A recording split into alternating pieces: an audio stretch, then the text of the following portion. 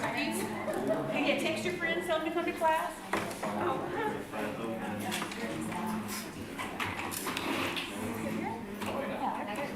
I know.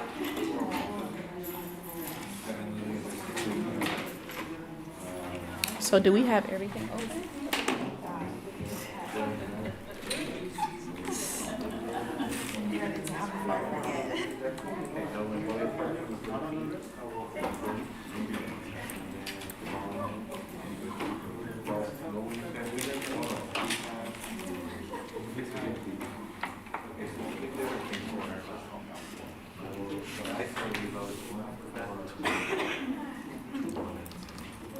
Big difference here is whether or not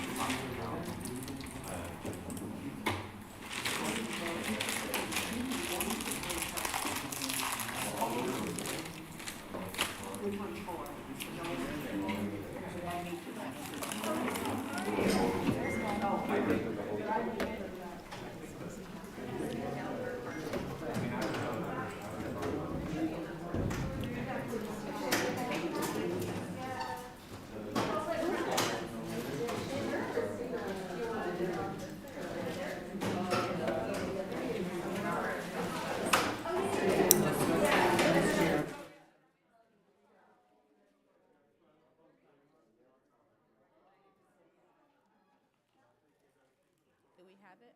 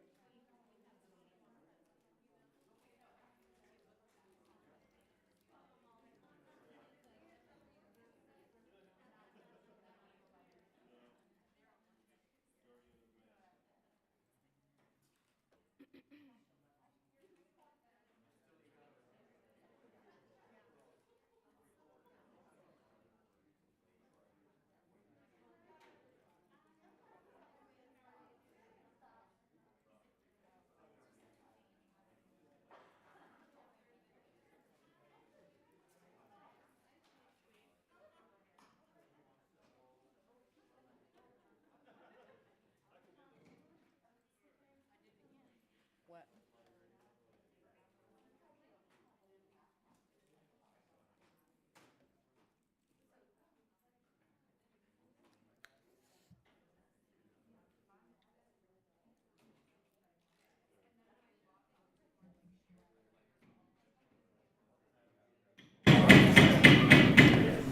Okay, everyone, we're going to call the meeting to order. We have quorum, and the meeting is called to order at 3:06 p.m. for the record. And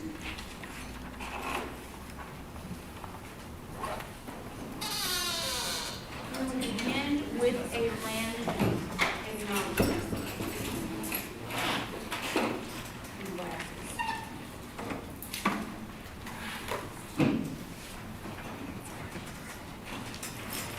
Before we begin, we believe it is important to open our meeting by acknowledging the indigenous land that we share. Pasadena City College is a learning community within the indigenous homelands of the people who have been known as the Gabrielino Band of the Mission Indians of the Shipikwanga Village and Keach Nation. We acknowledge the painful history of genocide and forced removal from this land on which we gather. We honor all indigenous people past, present, and future, and their continued survival and contributions to our society. We also honor the legacy of the African diaspora and recognize that this country would not exist without the free slave laborer Black people. We share these acknowledgments to raise awareness about histories that are too often erased or forgotten, to recognize our place in this history, to affirm our commitment to social justice, systemic change, and anti-racism.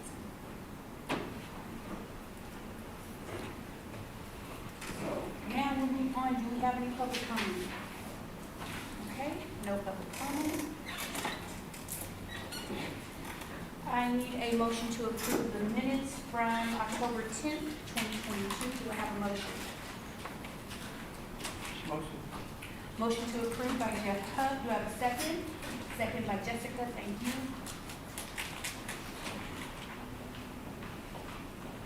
Okay, if there are no objections, we can approve this by unanimous consent. Are there any objections to approving the minutes?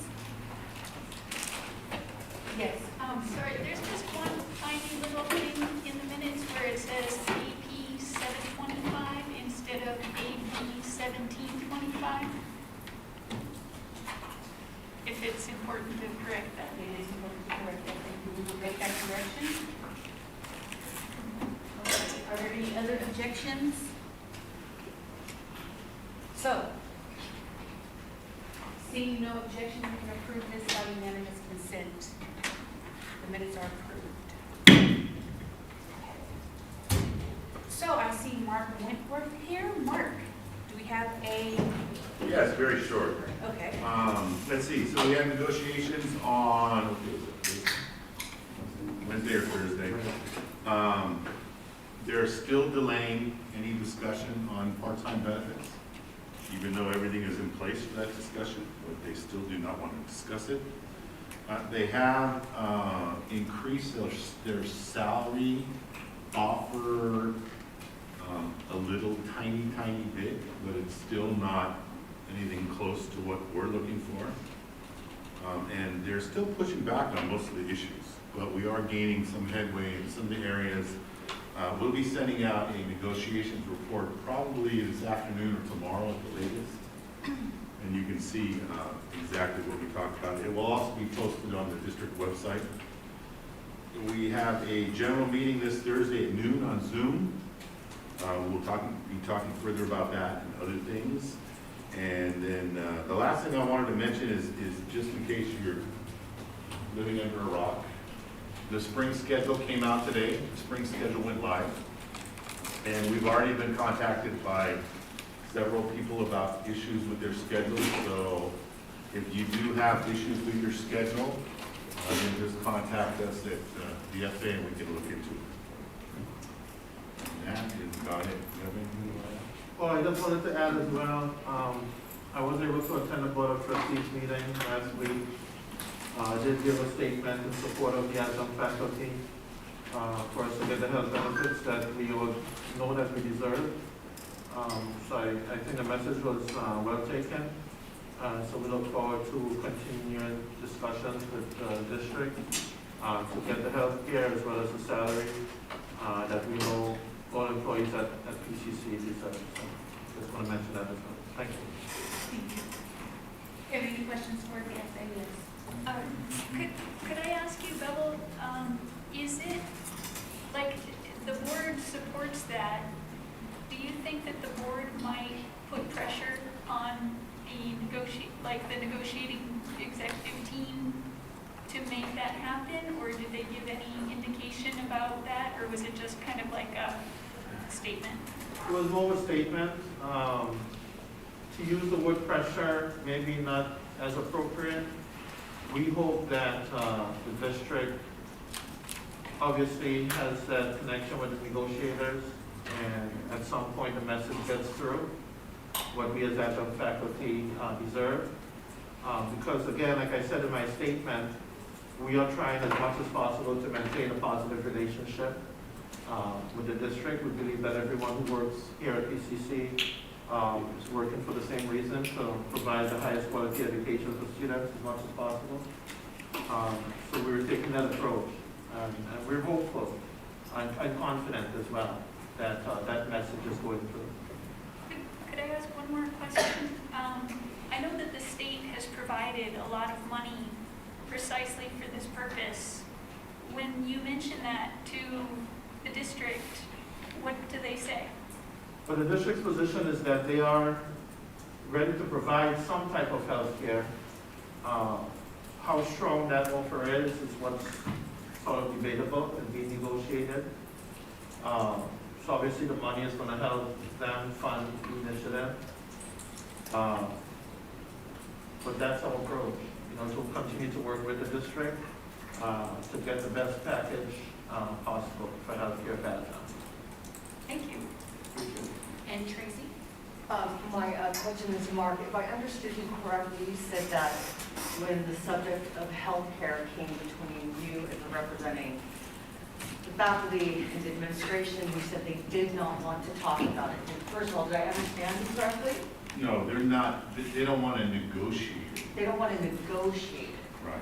And did you ask them why they did not want? I think I went through that last time, but, we put a proposal out there in June, and they said it was too early, even though a year before that, they said they wanted to discuss healthcare.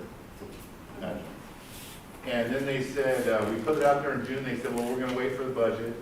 Then when the budget came through and the governor provided $200 million for this, specifically for this, Right. they said, well, now we have to wait to find out just how exactly that's going to be distributed.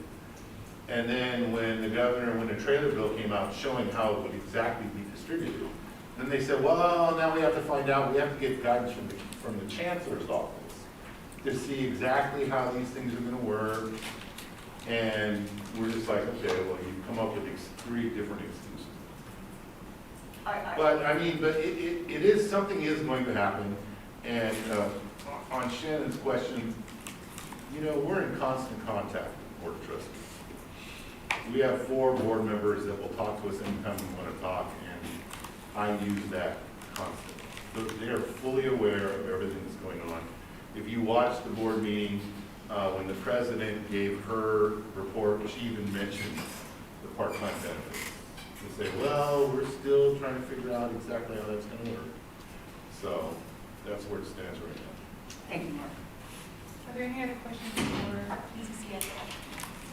Okay, then we'll move on to the adjunct faculty report. Is this is a short one, right? Yes. Okay, so nothing to report right now. We'll be giving a more in-depth report. Thank you. Classified Senate. The Classified Senate's moved our fall general meeting to November 18th. We're going to host 2 sessions, so to be intentionally inclusive of our PM staff, particularly facilities. At that time, we hope to review some of our already established goals and also receive feedback from our constituents to develop other goals. And we're also reviewing APBP 3300 public records, as well as APBP 5700 for under athletics, and hoping to approve at our November 2nd meeting next week. That's all. Thank you. I don't see anyone from Associated Students, so we're going to move forward. Administration, Management Association, anyone from MA here? Okay, seeing none, we'll move forward to, Okay, so Gina, if you don't mind, I'm sorry I wasn't here at the beginning of the meeting. I was answering students' questions about registration. So I would like, if it's possible, to make a motion to amend the agenda, if that's okay. I had my division members, a few of them, asked to be added to consent item in order to be added to committees. okay, I have a motion on the floor, second by Lee. Okay, and can you tell us exactly what we are moving? Yes, so for agenda item J, consent items F, G, and H, if under J1, if I could add Viviana Hong's name to F, to be added to the Faculty Committee on Online Education. if I could add to G, Amy Tahani Vidmekshi to the Faculty Committee on Online Education as well. And then as item H, Bart Andreapi as alternate to CNI Committee. Okay. Are there any objections? Yes. Not objection, but discussion. Okay, then we can discuss it. Yes, go ahead. Okay. I was just wondering how these people, as well as the ones that are on the list, did they fill out the form, or had they not filled out the form? And is that why Sheila's bringing them ahead to us right now, or what happened here? I actually can answer that.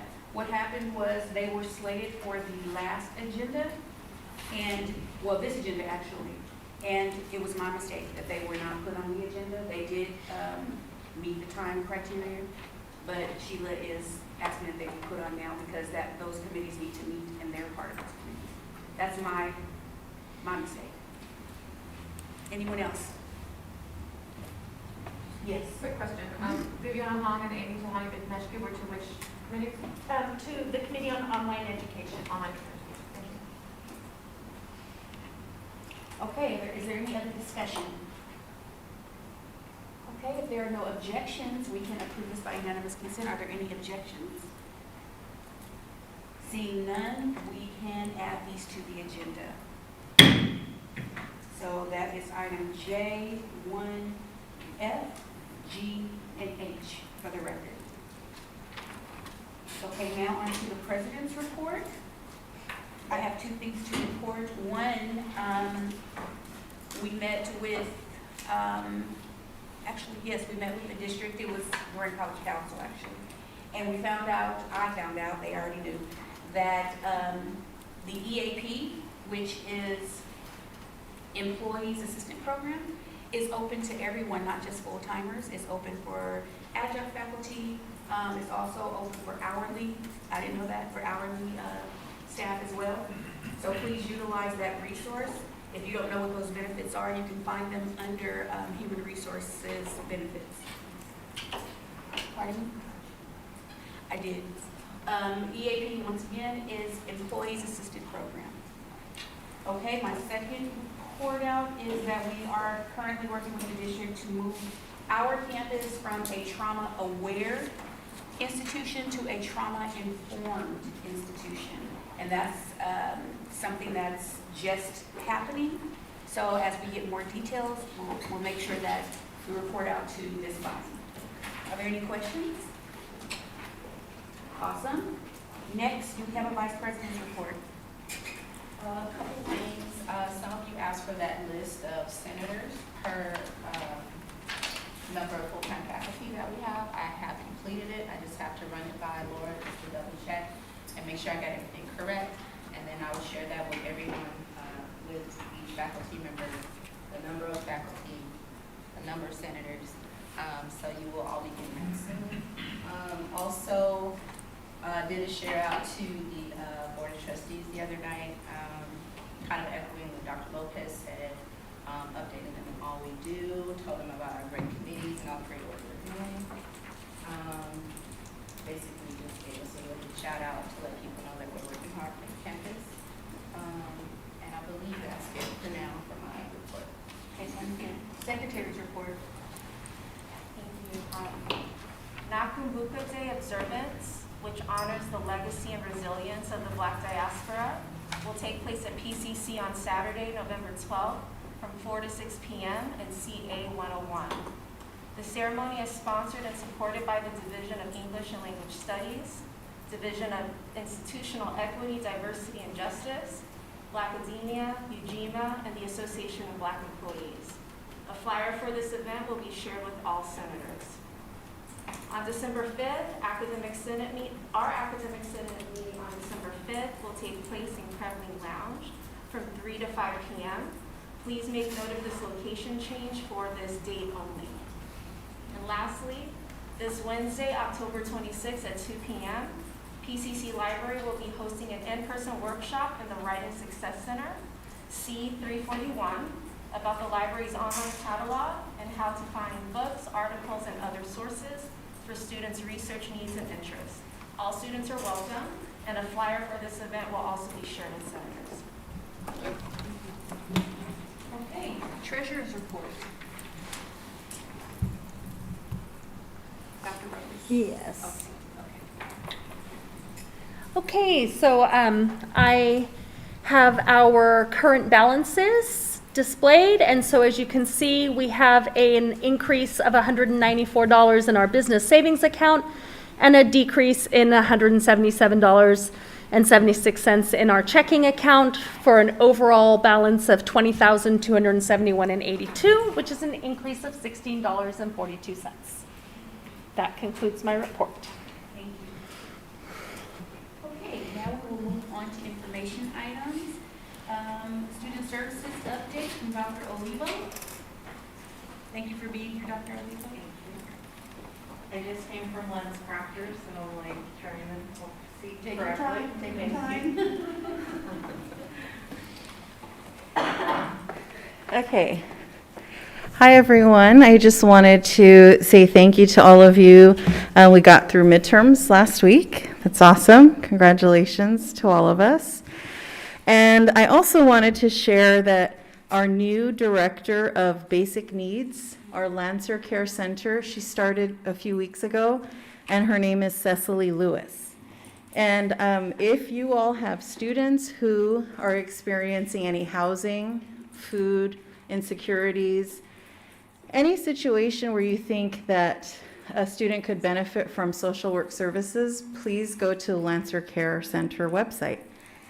And let me see if I can navigate there right now, so I can show everyone how to get there.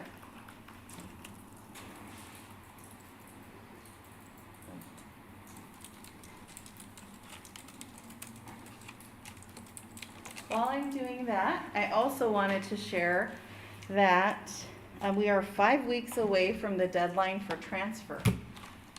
So it's very important to also make sure that you are asking students to go to the transfer center and directing them to get proper support so that we can help students transfer. And then this is the Lancer Care Center. So it's support for your basic needs.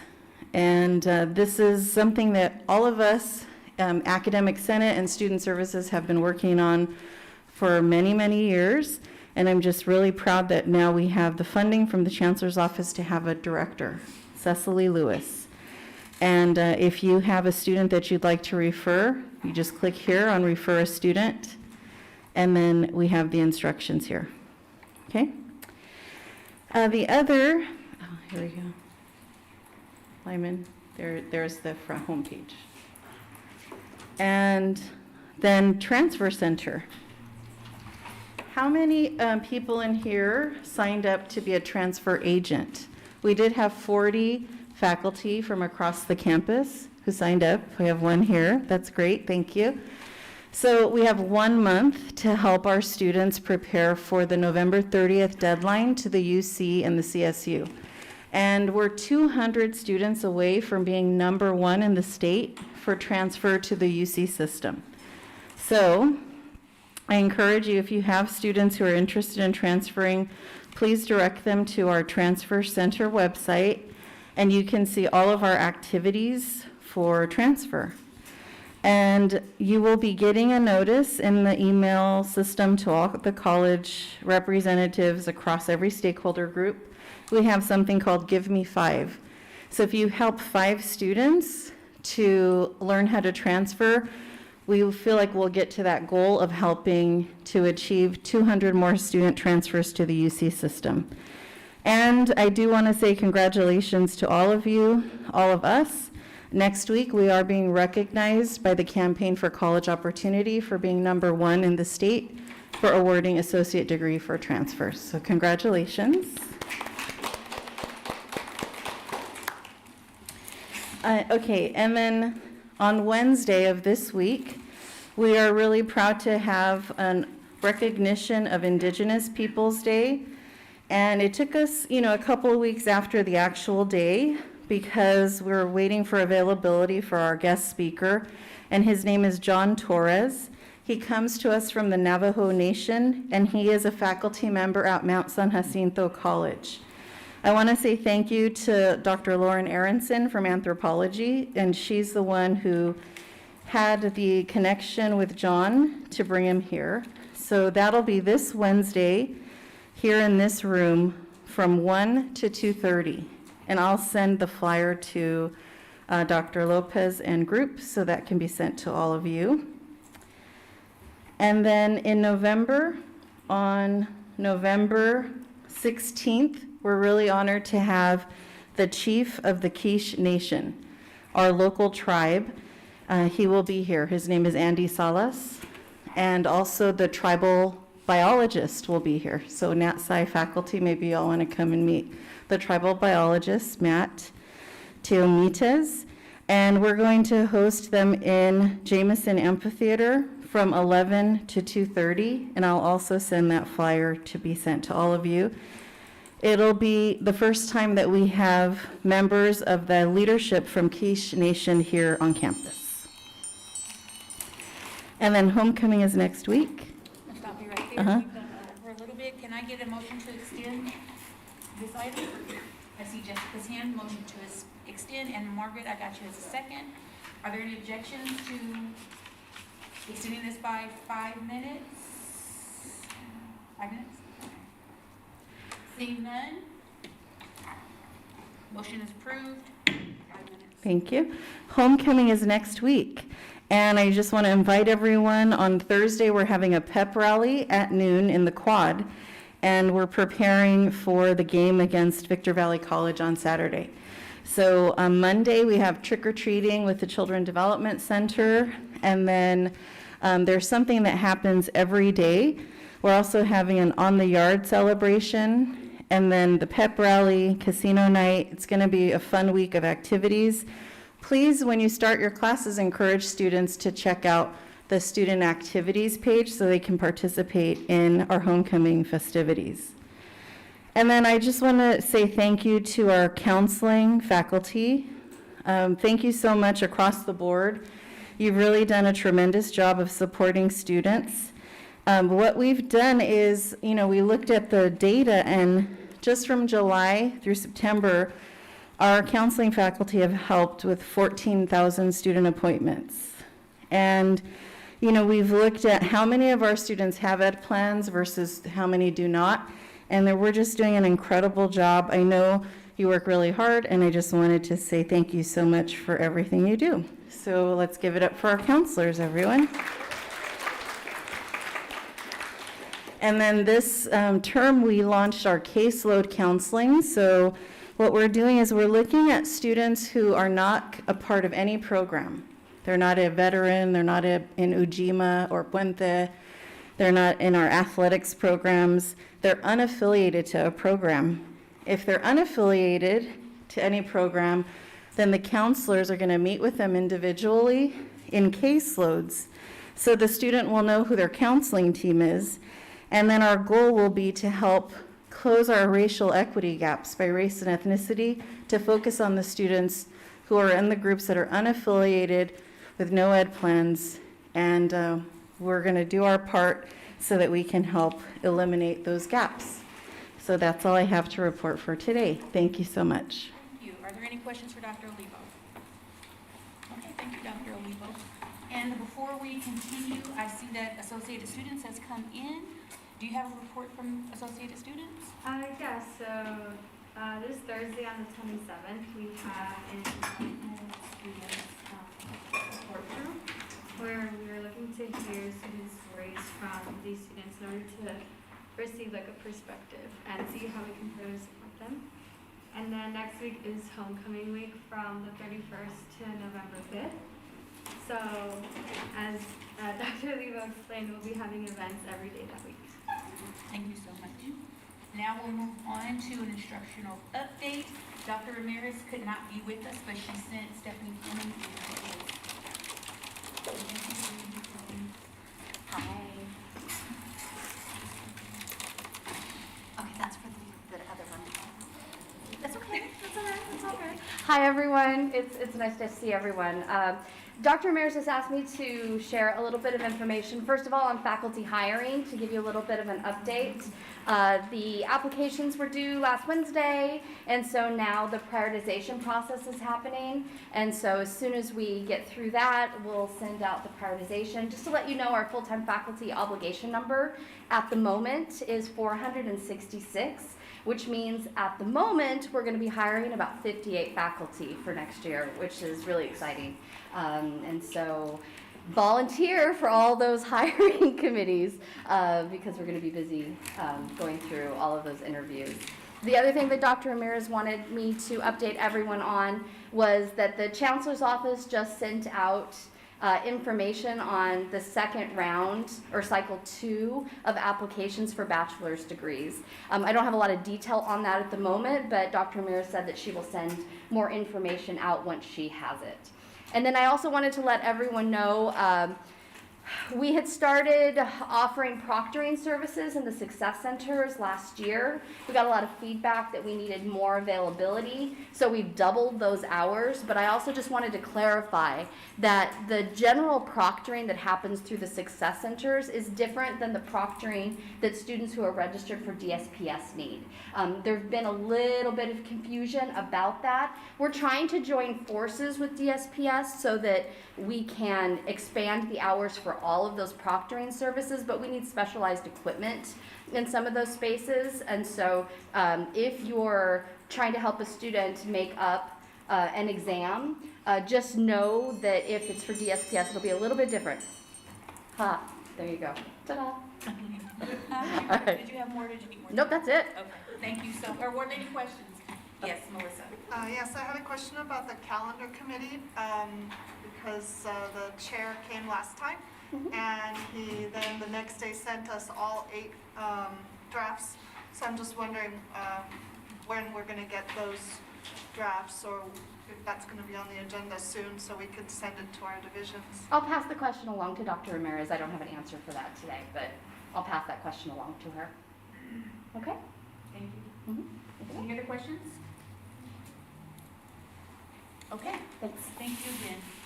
Okay, next we have a COVID-19 protocol update from Candace Jones, our VP of Business, a whole bunch of other things. Sorry. That's good, that's good. Hi, everyone. Good afternoon.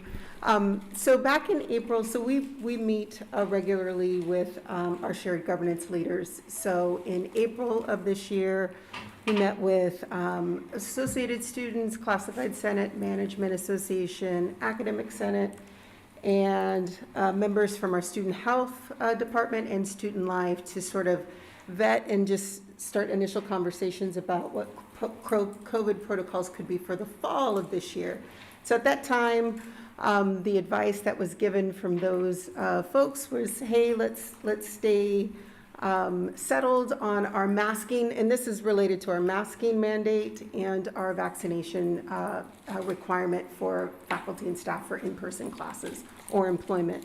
So we sort of said, let's stay the course for fall.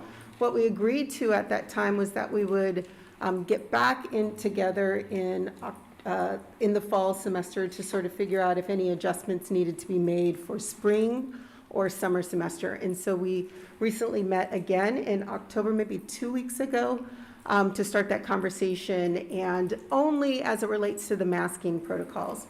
And so the district is wanting to make, we are going to be making a recommendation around masking protocols to match the city protocols. Very recently, the city of Pasadena actually removed its indoor masking mandates for all areas except for healthcare settings.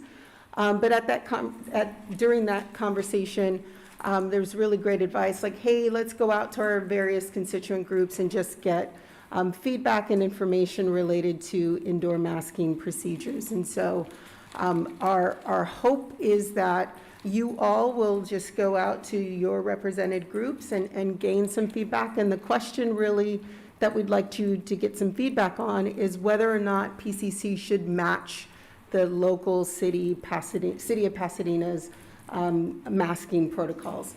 At that meeting, we decided to hold and pause on any conversations related to vaccination requirements. We felt really great that we were sort of stay the course for this academic year. And in spring, we would have open up to some conversations around whether the vaccination requirements should change. And of course, there are going to be varying degrees of where folks sit on the masking piece and even the vaccination protocol. So we just said pause on requirements, but if you wouldn't mind just reaching out to your constituents about masking related to matching the city of Pasadena's protocol and Los Angeles County's protocols, we'd greatly appreciate that. And then I'll come back in 2 weeks just to gain some feedback, and that recommendation would go forward to the recommendation of the college is to match the city's protocols, but then to provide additional information if there are varying degrees of support for that. Simon? Do you guys have any information as to what levels of how many cases we've had during the last year here on campus? That's a really great question. So the COVID dashboard gets updated every week, every Monday morning on all the positivity rates on campus. So the full length of the full year is available on the Tableau dashboard. And so you absolutely can at any time see those pieces. We've stayed below, just sort of the only cautionary tale is remember, testing right now is optional, so it's for those who come, but we still get at least 1,300 to 1,500 folks testing on a weekly basis. And we stay under 20 positive case, 20 to 30 positive cases on a weekly basis with that pool. It's a good question. Thank you. Okay, I see Catherine, and then I'll have you next, Jose. Yes, I had a question. I actually had a student approach me asking if she still needed to have proof of vaccination for an online class. What is the status of that? Proof of vaccination for an online class is not required. Proof of vaccination for in-person classes is required and restricted at the registration level. So you can't actually enroll in those courses if you have not shown proof of vaccination. You're welcome. Would we know before the spring if the district decides to match the COVID? So the recommendation will go at our November 9th meeting. Go ahead. Okay, Well, if we have more questions, then I'm going to need to make a motion. I'm moving that we extend by 5 minutes. By 5 minutes? Second. Okay, so that was Lyman who made the motion and Margaret who seconded. So are there any objections to extending this item by 5 minutes? Okay, seeing none, this item is extended. So so we have consistently managed and modeled the city protocols. So when the city made a change to its recent protocols, I wouldn't say it's like 3 weeks ago, 2 weeks ago, that's when we're sort of wanted to re-engage and make that decision moving forward. So the recommendation will be that the college should adhere to the city of Pasadena guidelines as well as LA County guidelines. But what we want to add with that is additional information from each of the constituent groups to say how they feel about that. So your next meeting, so that would be November 9th, is when we're hoping to provide that information. The Board of Trustees will ultimately make the final decision around the indoor masking pieces. So collecting information to allow them a good amount of information to make that decision. They will be the ones who will confirm that. Our next meeting is November 7th. Thank you, Dr. Lopez. November 7th. The day before election. Sorry. Are there any other questions for Candy? And just a clarifying question, so the November 7th is the next time we would meet to give that feedback? Is that, or is November 7th the next Board of Trustees meeting where they decide this? Our next academic senate meeting is November 7th. I believe the Board of Trustees is the 9th. Yes. Okay, so the feedback will be collected on the 7th? Prior to, yes. Taken in, and then November 9th, the recommendation. Got it. Yes, ma'am. Okay. Any other questions? Okay, I'm so sorry, Beverly. Hi, thank you. Yeah, there were some concerns from students about religious exemptions. Do we have an official policy in relation to religious exemptions from vaccination? Yes, currently the district does not honor religious exemptions for the COVID vaccine, only medical exemptions. And is that something that's being considered? And do we have any information? Is there correlation between that policy and the drop in enrollment? Is there any correlation between the drop in? No. The numbers of persons who wish to submit for a religious exemption, it's minuscule. It might be 200 at most. That would not account for the drop in enrollment piece,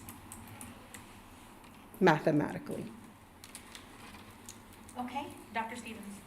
Question regarding, are students being asked their opinions as well regarding the mask mandate and given? Great question. Yes, yes. So Associated Students is always at the table at those sessions when we initially discuss with the leadership folks, but then they come back. So I've gone and met with Classified Senate.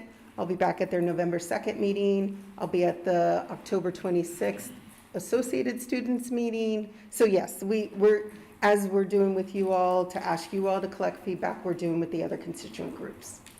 And just to clarify, Associated Students is involved, and I know one of the representatives is here, but is the request the same as what's being asked to us, where Associated Students will reach out to their student body versus just Associated Student Board representing all students? Yeah, our request from the district is always that the elected bodies represent the folks who elected them in those seats. And so Dr. Lopez asked that we come here to have that conversation more broadly here. Associated Students Emmanuel asked the very same thing, so we're coming on October 26th. How they go about collecting that data is up to the actual constituent group. Thank you. Yes. And it's my understanding that according to the Associated Students, that they're really split on this. Mhm. It's not a clear-cut anything, so these are hard questions that we all have to deal with, including the students. One of my students approached me and she said, is there a medical exemption for not wearing the mask? She said she's getting very sick, she can't breathe, and she consistently refused to wear a mask in class. And she told me one day it was really hot, 3-digit temperature, what we had. The classroom's air conditioning was broken and it was unbearable, and she just couldn't because she couldn't breathe and she was thrown out of class. So she said, I didn't know how to answer that question. So where should I direct students questions like these? Students who would want a medical exemption for medical reasons should go to DSPS. For wearing the mask? Yes, Okay. because it's a medical accommodation that's being asked. Okay, I will. Thank you. Are there any other questions? Then we need to have a motion to extend. Do I have a motion? Tracy, I see Tracy Rhodes. And Melissa as a second. Are there any objections to extending this by 5 minutes, Tracy? By 5 minutes, any objections? Seeing none, you're extended by 5 minutes. So I heard that you're going to go to see associate students, classified senate and other bodies. Have you gotten any feedback from any other groups of how they feel? Or are you still collecting that feedback? I didn't hear the last part. It didn't. So, yeah, the home. Sorry. So I want to know, have you asked, do you have any feedback from any other groups of how you feel about the mask policy? So we always get feedback. Feedback is readily available at Pasadena City College. And so it is varying. We get feedback that says people don't have to wear a mask anywhere but here. We get the opposite. I have folks at home who are, immunocompromised. I mean, so it's the pendulum swings based on sort of the person and their need and what they're advocating for. And so we get that both on the masking piece and also the COVID vaccine requirement.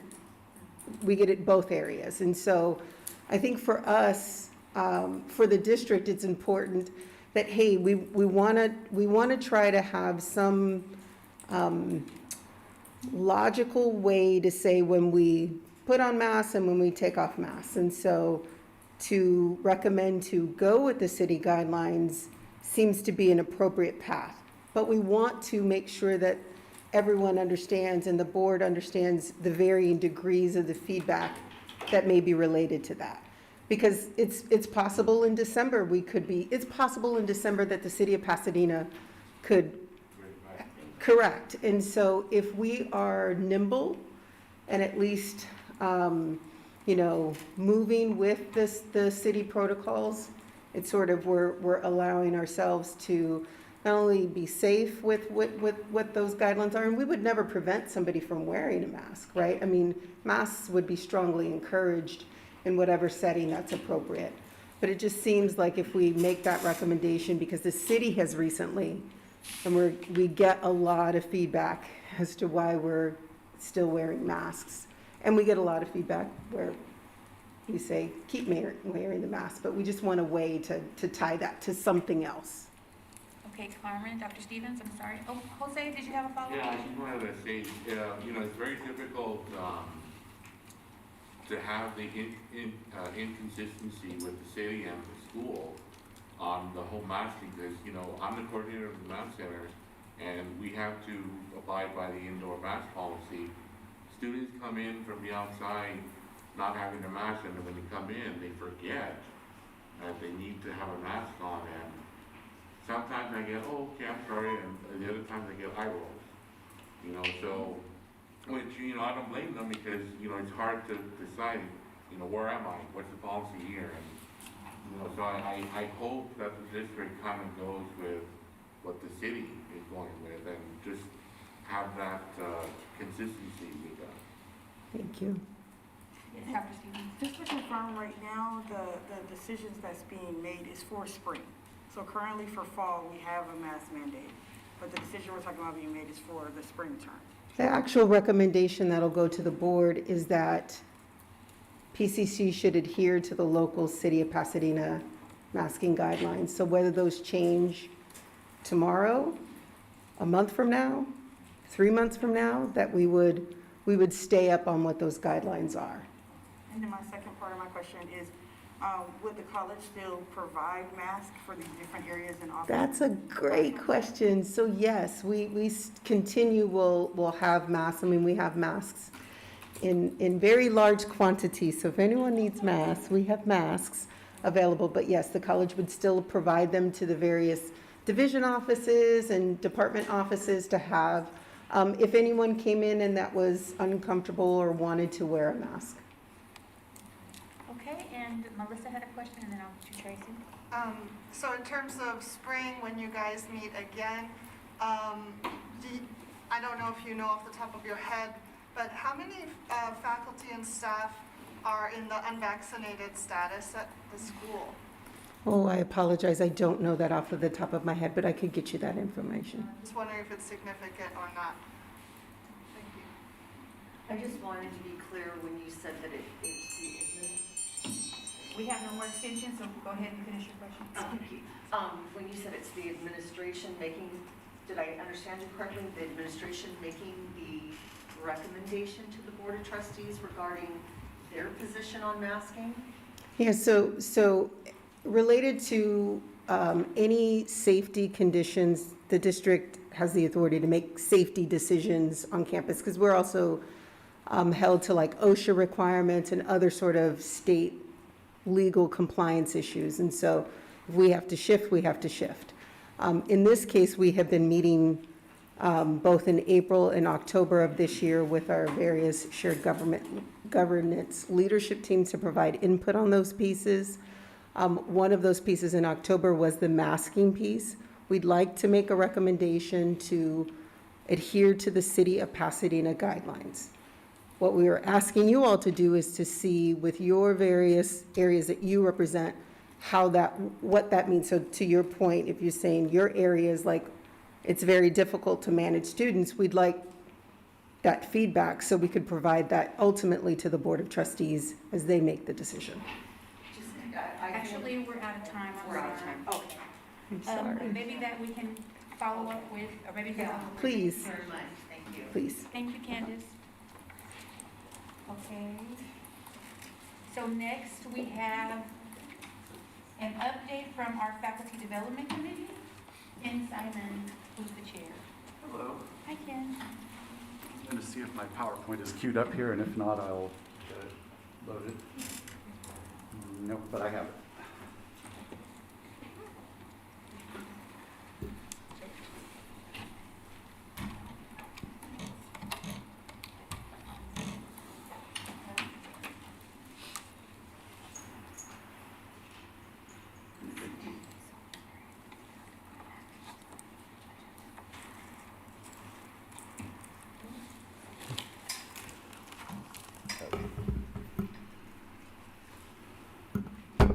Sorry, does anybody know about getting a flash drive hooked up on here? Because it's not connect. Oh, I see it.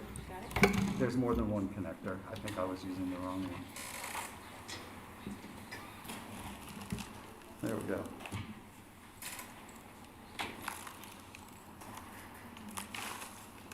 Okay, we're good. So yeah, I'm here to talk about the Faculty Development Committee. And by way of doing that, I think what I'm going to do is a quick refresher on one of our major functions, which is approving travel funding requests for faculty. And the reason I want to go over that as a baseline is I want to talk about changes that we're considering to that process. So, and this would be good information actually to share with all of your faculty, because a surprising number of people still aren't aware that they can ask for this funding, and that includes adjuncts. I just found out that one of the adjuncts who works in the library with me was not aware that she could get this funding. So, first of all, the current process looks something like this, right? If you're interested in getting funding to attend, and we call it a conference right now, you fill out a form that goes to my committee, okay? That form addresses the purpose of the conference, how it relates to what you're teaching, right? How it relates to your contribution to student success on campus. Once we approve that, as long as it meets our criteria, then it goes to fiscal. And there's a separate form for fiscal where you estimate what you're going to spend and whether it hits the limit, which right now is $1,500 a year of funding per person. That can be more than one event, okay? But the ceiling is $1,500. You can get funding from other sources and add it to what this fund provides. Now, the next one has been tripping up a lot of people, and that is right now, due to California law, there are 22 states to which we cannot provide funding for travel. And you can see the list up here, but that list changes all the time. It just went up to 22 a few weeks ago, I believe, because Louisiana was not on it before, and Ohio. So this is something that's really unfortunate. In case you're not aware, it's states in which there are laws that are discriminatory, okay? And those numbers are going up. One alternative is some conferences have virtual components. Doesn't involve travel to the state. You can still apply for that. Okay, and the last step, of course, is that there's an expectation or a hope that you share what you've learned with your colleagues in whatever format is appropriate. Okay, so that's a bird's eye view of what we do right now. And the things we're looking for when you fill out the Senate form, right? And I sort of hinted at this already. How is this content going to help you promote student learning, outcomes, success, completion? Or maybe it's not directly related to that, but it has to do more with innovation or technological improvement to what we have in our offerings. Will it address equity or student achievement gaps, right? And again, how do you plan to share out what you've learned? So those are the things we're looking for. We're not there to police the numbers in terms of what you're spending. Oh, that airfare's too high, right? We're not there to look at that. Fiscal will look at that. But there have been some challenges, right? I've been on the committee doing this for a few years, and one of the things that comes up is the word conference. So people apply for things that may not have the word conference in the title. Oh, that's a workshop, right? That's a seminar. Well, we can't approve that, it's not a conference. And there's this enormous gray area. So one of the things that we have decided is that probably starting, I'm hoping in the spring, but it may not be until fall because this all has to be approved, that we're going to rename it and essentially take the word conference out and just rename it as a professional development fund. It's not the name that's important, it's whether it meets these criteria. The only real restriction, even if it's a class or a course, that's fine, but you can't also use it for advancement if we're funding it. Okay, that's the main thing that we have to say no to. The other thing we're going to take out of the name is travel, because especially now, right, there are a lot of virtual events and those are fine as well. People have been bringing up, especially lately, the $1,500 limit. When it comes to airfare and registration, especially if you're traveling across the country, and yes, international travel can be approved at the VP level, or actually I think it goes to the Board of Trustees even. $1,500 doesn't go very far. Okay, so we reach a sort of dilemma. Okay, there's a certain pot of money. Oh, I already hit 5. Okay, thank you. I need a motion to extend. Okay, I see Dr. Stevens and Danielle. Is that a second? Okay, are there any objections to extending this by 5 minutes? Seeing none, motion passes. You have another 5 minutes. Thank you. There's a certain pot of money. It gets divided between faculty, classified staff, and administration for travel. Okay, that's all there is. So the question is, do we up the amount per person and then fewer people can be approved? And right now, so far, our decision has been no. We're keeping it at $1,500 to give more people that funding boost. And hopefully, people can also apply from other sources for more funding. Okay. What we're also going to be doing as we make these changes, we're going to be streamlining the form and the process. We're even talking about how maybe the fiscal form and the Senate form can be one thing, so you don't have to go through and fill out 2 different things, and people get confused with that. Okay, that is my bird's eye overview, and that are some of the issues that we've been grappling with. And now I just want to find out if anyone has any questions. Yeah, Lyman. So, when it comes to the question of more people or more money per person, do you folks in general manage to use up all of the funds every year? So that this is a serious question? Or is there generally? Historically, just about all the funding gets used up. And if it didn't, we wouldn't see as much funding the next year. Yeah. Catherine? Hi, I don't know if this is a question for you or for Mark, but for our adjunct faculty that would take advantage of this opportunity, what happens if you miss class? Are you compensated for the time that you're away because you're technically working, or who knows the answer to that? And sorry, I heard everything except the core of your question. What happens if you what? What happens if you miss class because you're at a conference, for example? Do you get compensated? Do you get, what happens with that time that you're out of the classroom but you're attending a conference? I don't believe it affects compensation, as far as I know. If you know otherwise based on the contract, feel free to interject, but I've never... You can record it as school business and be compensated. Okay, and you would work that out with your dean? Yeah, you just tell them you're going to be at a conference on school business and it's an excused absence. Okay, got it. Thank you so much. Sure. Okay, Melissa? You mentioned other sources of funding.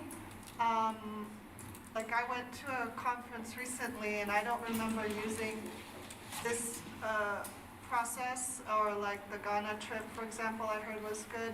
I was wondering, what other sources do you recommend out there in addition to this? Sure. Generally, what I'm referring to is funding that comes through your own division, right? That's what most people are using to add to this. Something like the Ghana trip was specially funded as a one-time fund, and I'm not sure where that money came from. It did not go through us, right? But yeah, division funding is mostly what I'm talking about. I understand they also fund conferences virtually without the travel, so what is that funding go to? Registration costs, Oh, okay. yeah. Are there any other questions for Ken? Thank you for the update, Ken. Thank you, everyone. Okay, just to remind everyone, we're gonna have committees come in regularly to give an update on what the Academic Senate Subcommittee, to give an update on what they're doing.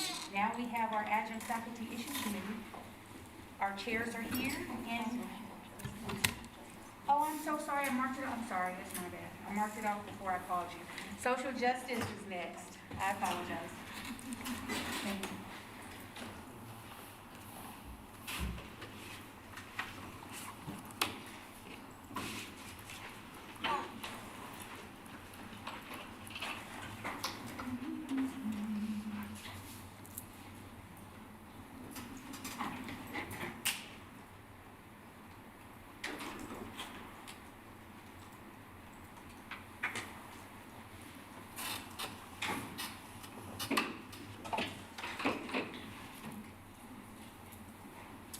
Okay, everyone. Hi, I'm Armia Walker, and I'm on Jubilee. and we are part of the Social Justice Committee, and we are asked by the Executive Committee to come and share out. As Dr. Lopez said, a lot of us will be sharing out regarding the great work we're doing. So just want to start off by saying that the Social Justice Committee was a goal of the Academic Senate last year, and it was one of our goals that was realized. So congrats to us for voting this in. So we are a brand new committee. Our mission statement, basically we want to serve as a creative space to reimagine marginalized stories in higher education and implement standards to create to correct institutional barriers and create a culture of liberation, access, and belonging throughout PCC. Some of our main objectives, we're working on creating liberatory ILOs, and this stems from the work of Gina Garcia. Hopefully measure critical consciousness, political engagement, and racial identity development as necessary outcomes, in addition to the outcomes we already have. And that is from her article that we'll share more about later on in the PowerPoint. We also are working to turn our anti-racist resolution into policy. Also to work across campus with other groups to help create anti-racism professional development, and also to work again with groups across campus to help change curriculum in the direction of liberation.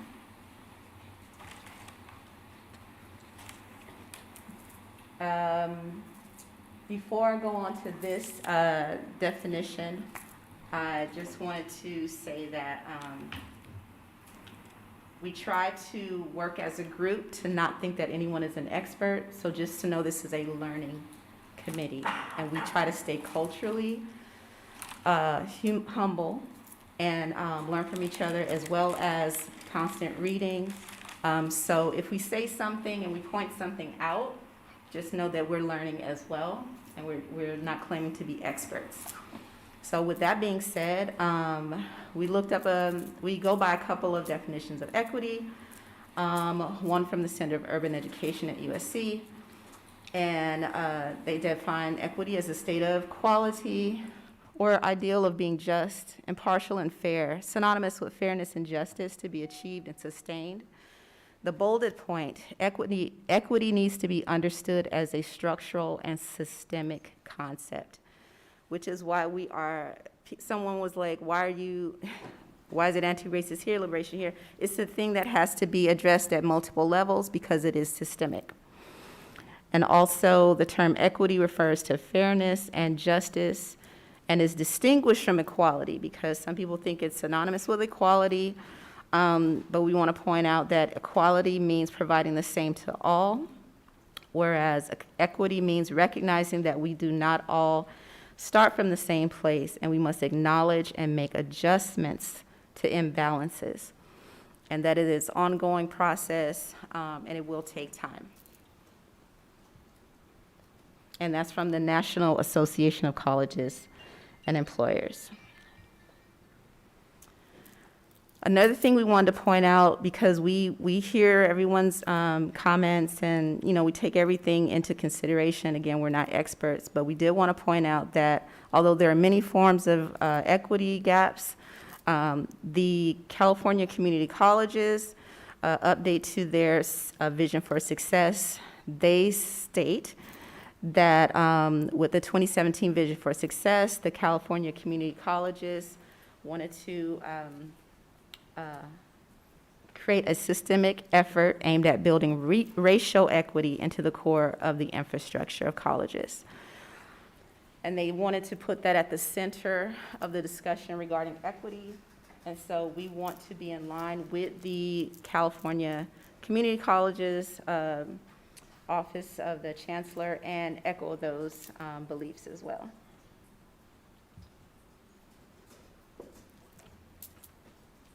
And so we just wanted to show that our focus is on diversity, equity, and inclusion. You want to come to the mic? I need a motion to extend. I see Dr. Carmen Stevens for 5 minutes. Do I have a second? Jeff Hupp. Okay, are there any objections to extending this item by 5 minutes? Seeing none, you have another 5 minutes. Thank you. And so we just wanted to show that our focus is on diversity, equity, and inclusion to make our campus safer, more accessible, more welcoming to students of color and underserved student groups. And I know that our committee is limited in in our purview. And so, for example, hiring, we may not have that purview. But we are looking, as you saw from the earlier slide, at like teaching and curriculum, liberatory education, helping to counteract institutional racism, to help level the playing field and expand opportunities for our students, especially diminish those gaps.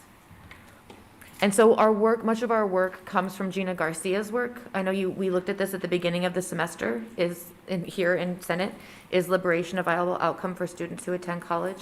And so we just wanted to focus on the word liberation here, how it is the process whereby minoritized students are educated in colleges and universities that seek first and foremost to disrupt the socio-historical oppression of their students while simultaneously empowering them to free themselves from their own oppression. And so we actually have a working definition that Dr. Gina Lopez and Armia Walker created together of a liberatory education at PCC. So what does this mean specific to PCC? We have liberatory education begins by, and this is the working definition that our group is working off of. So liberatory education begins by enabling the entire PCC community to confront objectively the existence of intersectional oppression, for example, homophobia, anti-blackness, etc., in higher education, and by thinking critically about its effects on our entire community. We do this by holding individuals, the institution, and its structures accountable, with hopefulness for creating authentic change and liberation in the classroom, on campus, and throughout society, while intentionally changing the system of oppression through praxis, self-determination, and measured success. This is quite a big goal of ours, and so we know that this goes much far beyond our committee, but we are trying to address that in our current work. First, we are creating a timeline for drafting an anti-racist policy. So we created our anti-racist resolution. We're looking now to codify that into a policy. We're meeting more often this semester, weekly instead of monthly, which is going to help us get more work done. And we are identifying collaborators and partners across campus, including Suzanne Iwanicki, who is going to be coming at some point to Senate to talk to us. She's working to establish a center for liberatory education at PCC, and she presented at our last meeting. So we're looking to collaborate with her as well. All right, so that's what we have for you. Do you have any questions? Okay. Melissa. Yes. Would you mind going back to the slide of the duties or maybe current work? I remember. Oh, gotcha. That one. Oh, yeah, yeah. Oh, no, maybe it was earlier. I was trying to differentiate this committee with the Division of Social Justice and Equity, I know I'm not using all the right words, but like the whole division. IEDJ. Yeah. Because I sent an email to that division asking, saying I'd like to design a course about social justice, pilot it, institutionalize it if possible, and how that division could be, and incorporate service learning, and how that division could be helpful to me. But I was told just go to the OER area and kind of, because I was thinking my class would be an OER class, perhaps. So now I'm wondering if your area could help me, get that integrated and going. I'm gonna bring up what Suzanne talked about. Yeah, Suzanne. So there is in the talks, again, with that Center for Liberatory Education that's coming up, they're hoping that that will be a space to develop curriculum around what you're talking about, and also include professional development, creating curriculum, getting student input on curriculum as well. That's down the line though, and Suzanne is going to come and talk on that. Maybe you can pick her brain then, but yeah, that is something that has been talked about, creating new coursework. And we are looking at curriculum and how to make institutional learning outcomes, but it's something that we're working on right now, so it's kind of in the process. But we are always looking for collaborators. Anything else? Sorry, I got Bevel, then Tracy, then Dr. Rose. Yes, I think, the terms, when we use and we explain the terms is great for our knowledge. Thank you, Tracy. Motions to extend by 5 minutes is for the record, and I have a second by Mariah. Okay, are there any objections to extending by our last 5 minutes? Seeing none, the motion carries. Yes, thank you. Yeah, the definition of the terms is great for us to be aware of, to increase our knowledge. At what point do you think we need like a specific target? So for example, our goal this year is to recruit 1,000 more African American students, or our goal this year is to hire, a certain number of faculty from this ethnic group. Do you all think that ties into the work of this committee? So we are a subcommittee of the Academic Senate, so we do have to stay under the purview of the Academic Senate. Anything under there, yes, we will attack full on, but if it's not in our purview, we cannot. So that includes any plus ones that we add to. Yes, Dr. Lopez? No, I'm just saying, what could come under a +1, so. Yeah, so we do the plus, you get what I'm saying? Yes. If we feel it's something that our group can handle under the purview, we will.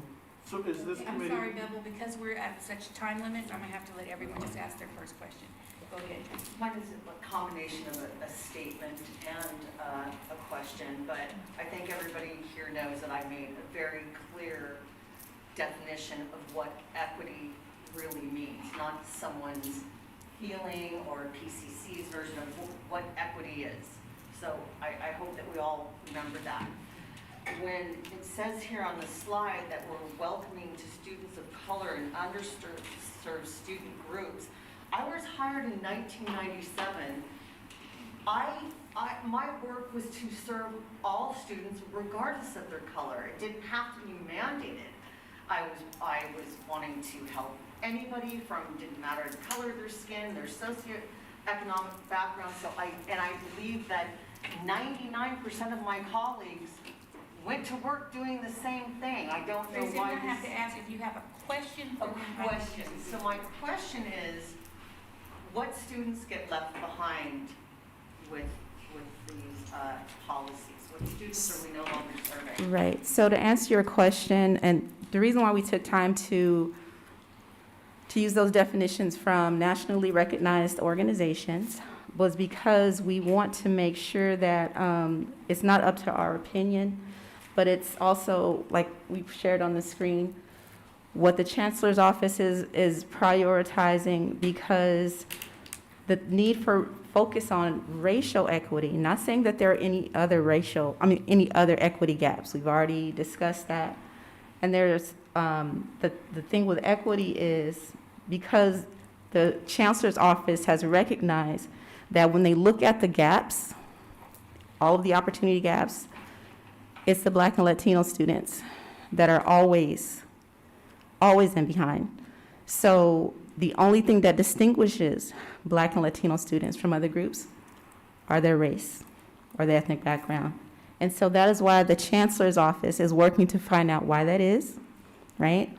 And to prioritize that. Because if the equity gap showed if the data showed something else, they would probably focus on something else. But in looking at any data, it's always Black and Latino students that experience those large gaps. And so that's why they prioritize them. And just our subcommittee, as well as PCC, we're just going in line with our chancellor and making that a focal point and making sure that those students are looked at and researched, but not by any means leaving any other group behind. Okay, I have Dr. Rose and then Dr. Stevens. So I just wanted to make a quick request. We have had senators who've approached us about potentially having a reading and discussion group in order to deepen our understanding of the liberatory education. And so we're hoping that the Social Justice Committee will help lead that discussion and reading group. Thank you. Okay, Dr. Stevens. I just wanted to add to the conversation that was just happening where it was asked, what will other groups lose? And from being in the social justice subcommittee, the idea that we're working under is not to remove anything that's working for current students. The idea that we're working under is identifying what the chancellor's office and others have shared as issues for groups that have equity gaps. And so the goal that we have is not to remove from what is currently working, but to extend our resources to the students that are being left behind currently. And we are out of time for this item, but thank you again to the Social Justice Committee for your update. If you have any further questions from this committee, please reach out to them directly. Armia Walker is the chair. Yeah. And I think that's it. Thank you so much. Can I just say, Yes. I'll have, for any other questions regarding what you were asking, Tracy, I'll have Judy send this out. This is the updated vision for success from the chancellor's office, and it's a whole booklet. Thank you. Thank you. Okay. Moving right along now, we have the Adjunct Faculties Issues Committee with Tracy and Catherine co-chairs. Thank you.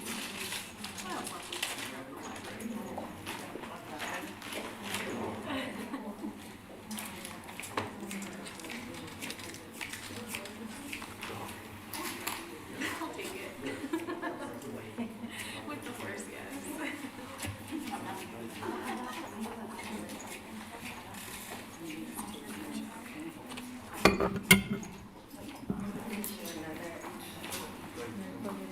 You guys need the internet?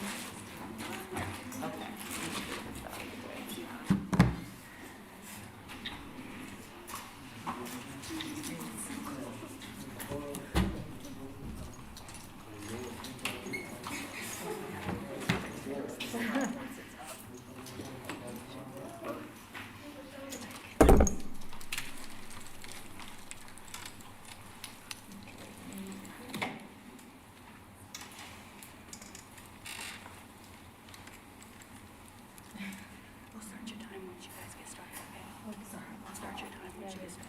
It won't open.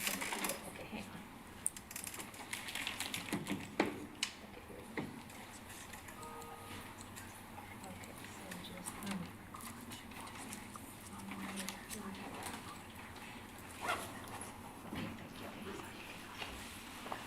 First of all, I'd like to say good afternoon to everyone. I think you probably know my name by now. I am Tracy Bodish, and I am the co-chair of the Adjunct Faculty Issues Committee, and I co-chair that with Ms. Catherine Chang. So, just a brief overview to let you know who we are and what this committee does.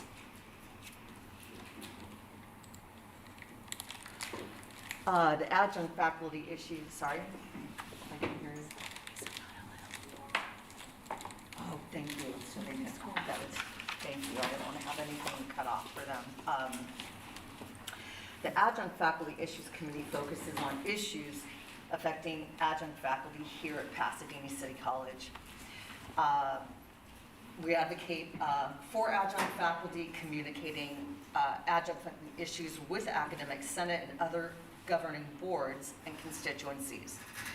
We bring Academic Senate information to the AFI Committee for discussion and input, appoint adjunct senators to the Academic Senate, as well as discuss issues with respect to adjunct faculty and look to for recommended solutions. This will do it. Scroll. Thank you. We'll change from clicking the scroll. Okay. So, current issues that we are collectively discussing. Lack of respect on this campus. Undervalued. We're underpaid. I know some of them are not the 10+1, but you want to know what we're talking about. This is what we're talking about. Low morale, uninsured, unsupported, exploitation of labor, overall divisiveness across campus, low prospects for career advancement, lack of communication, equality for all faculty, low participation of adjunct faculty in various things around our campus. There's a lack of trust and no compensation for extra work outside of the classroom. So these are very active issues that come into discussion when we meet bi-monthly. Action items, discussions that we're currently having in progress now. We welcome ideas supportive to adjunct faculty and provided my PCC email address along with Catherine's PCC email address. I don't want to go too fast, but if you need those, didn't see those, you can ask us at the end of the meeting. And even though adjunct faculty make up the majority of the faculty here at Pasadena City College, there's a very low campus participation. And the big question of the day is why? Why is that happening for adjunct faculty? Well, quickly, there's just no time. Many faculty, like myself, are employed at other colleges, and we knit together a paycheck by, you've heard the term freeway flyers. We also have no compensation for work that we get to do if we're working and we're not compensated for that work. And then lastly, the lack of opportunities to participate in meaningful shared governance. We're not able to serve on things like hiring committees. There's limited seats here in the Academic Senate for adjunct faculties. Flex days, that compensation is also limited. We are not allowed to vote on important matters, on campus matters. And it's impossible to become academic chairs for career advancement because of basically politics. So I think that's my portion of my overview. Okay. And as far as action items for the lack of participation, we are currently working on ideas to increase adjunct faculty participation. These are just ideas and nothing's being put out there. But we're talking about things that we can do to outreach to everybody across campus, all the adjunct faculty, and how to promote participation. Also, I think it's important that we figure out how to promote a culture of collegiality and equity toward adjunct faculty, and also seeing how we can collaborate with the Academic Senate and other groups to make meaningful changes. One of the questions that we hear a lot is, well, if things are so bad, why don't most adjunct faculty advocate for themselves? The most common answers given to us from committee members, and I'm sure if you have, Okay. We need a motion to extend Lyman 5 minutes. Jose? I'll second. Second? Okay. Are there any objections?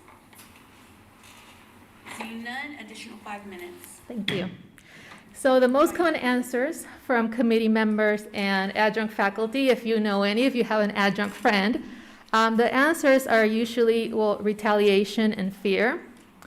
Also, there's a feeling that if you keep quiet, maybe you'll get that full-time position that you've been waiting for.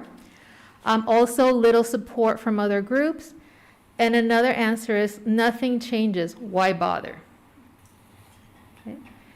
And in terms of something a little happier, this week is Campus Equity Week.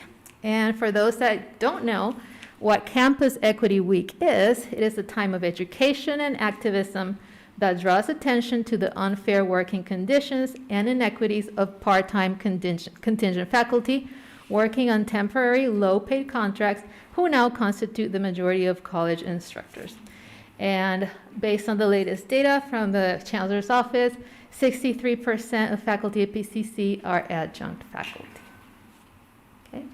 An action item, what we hope to do with Campus Equity Week is that we asked for support from the Academic Senate, from PCC, the Governing Board, and the Union to recognize National Campus Equity Week and create and participate in engaging and informative activities to make progress toward closing the equity gap that persists as a result of the two-tiered employment system that exists across our nation's colleges.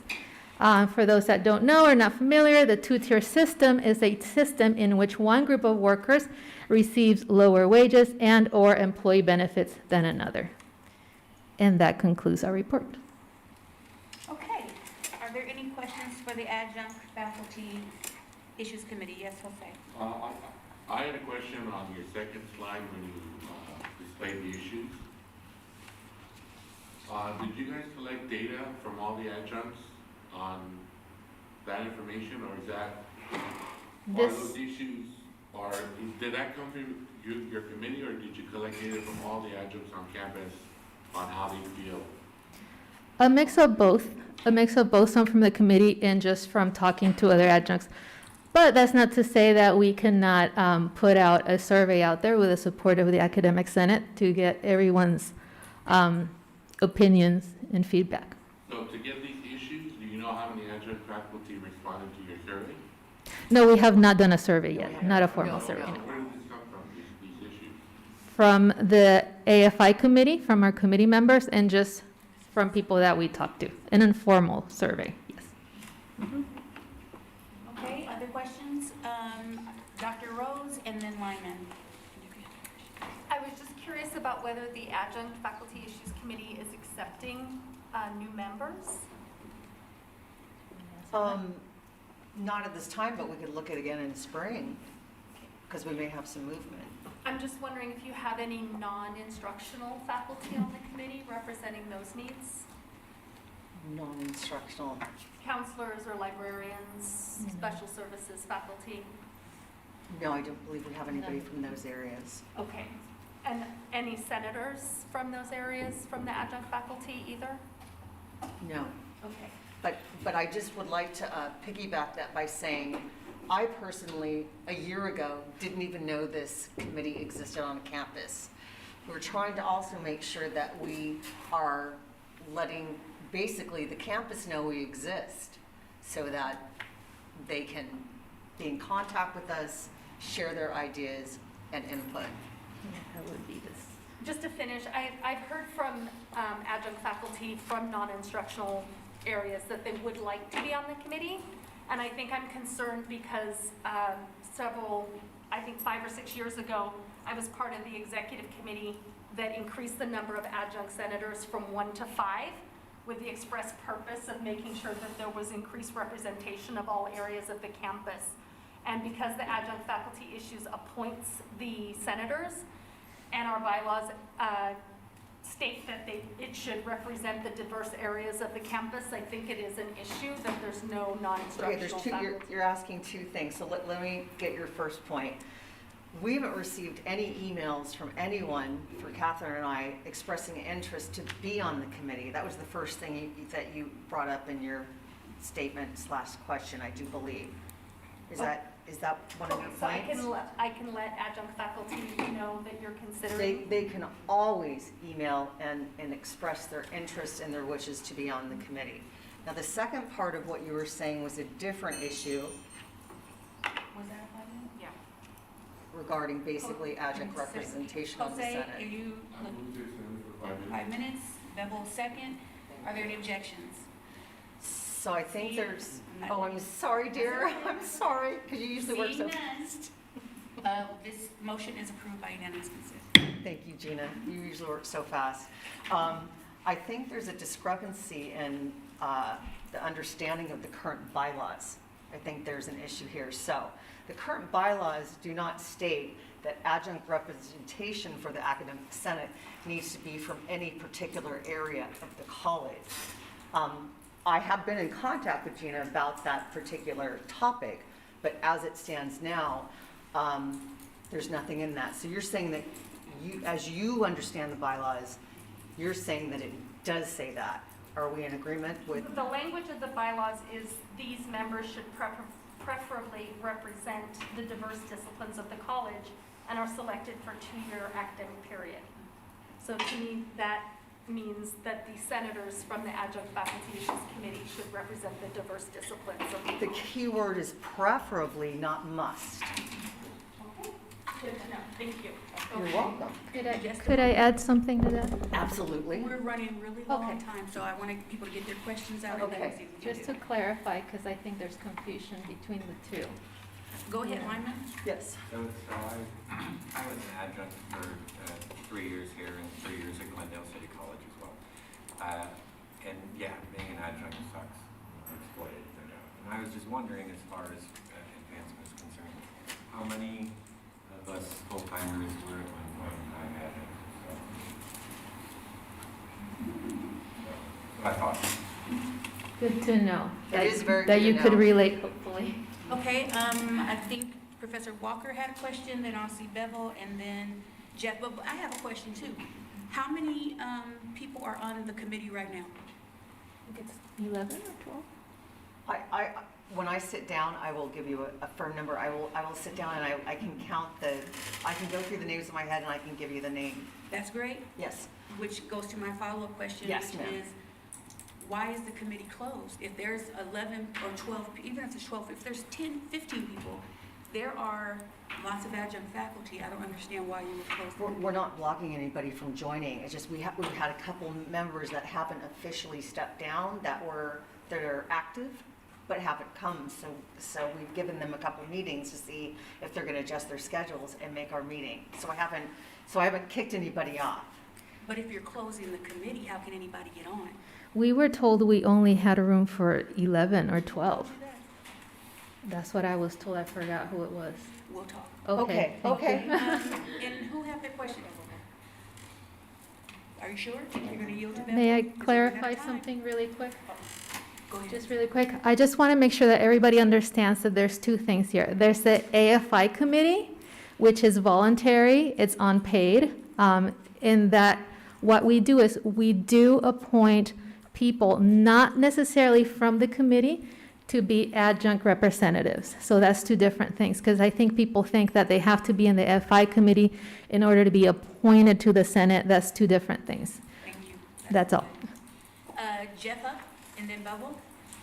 I got confused about some of the things that were said, and I want to make sure we're clarifying. So is this committee, does it desire to represent the diversity of our faculty, our adjunct faculty? Yes. Or are we choosing that is not in it? Absolutely, that is our desire. Yes. Absolutely. Okay. Absolutely. And if we can I get thought there was an argument more to be made numbers. that this is not to be diverse. No.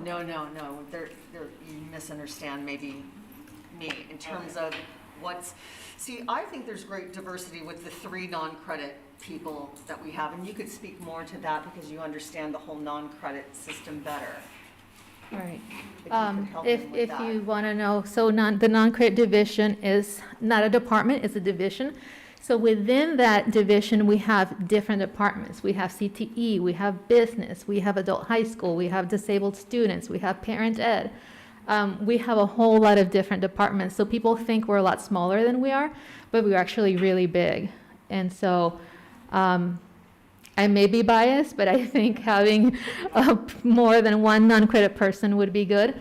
But like I said, the AFI committee, that's open to anyone. And if we could get more seats, that'd be great.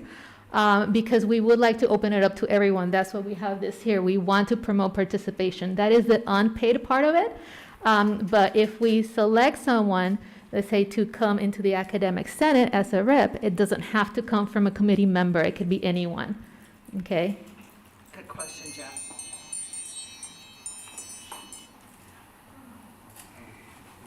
A lot of extensions.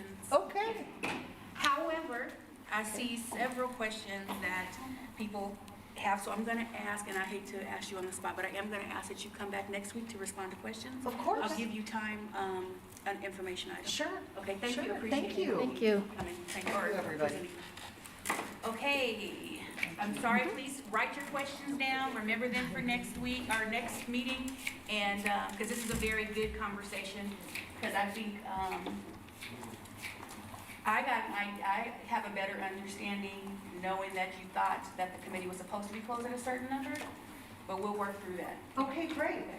I look forward to having a dialogue. If this is about this, we have to. No, it's a point of information. Yes. Where's our parliamentarian? He's sick, he has the flu. Oh, it's too bad. Then I have a point of information, or I don't know what this would be, because he's not here, but when will our website be cleaned up for all committees to clear, so these things don't come up again? It's a work in progress, it's being done as we speak. Okay. Okay, but Judy Vincent has her hands full, and she's setting to retire, getting ready to retire. Sad face emoji. Okay, moving on, we have Stephanie. Thank you for being so patient. Stephanie is here with a presentation for the Outcomes Committee. I think the PowerPoint disappeared. I don't see it on here again. Somebody closed it out. Yeah. Do you want to open it again? I'm so sorry. Yep, I sure can.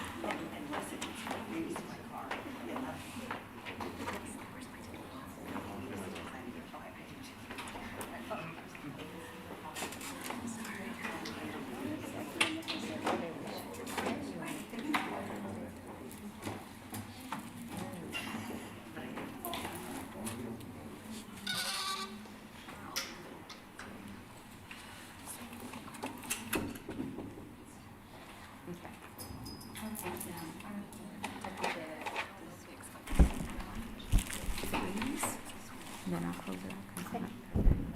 Oh, yeah, I will. Thank you. Hi. Okay, thank you. Yeah, I appreciate that. Hi, everyone. I'm here to give you an update from the College Council Outcomes Committee. I apologize, my faculty co-chair, Jennifer Feebeck, couldn't be with us tonight. Oh, that's mine. Couldn't be with us tonight, but I just wanted to provide an update. So first of all, let me talk a little bit about what this committee is.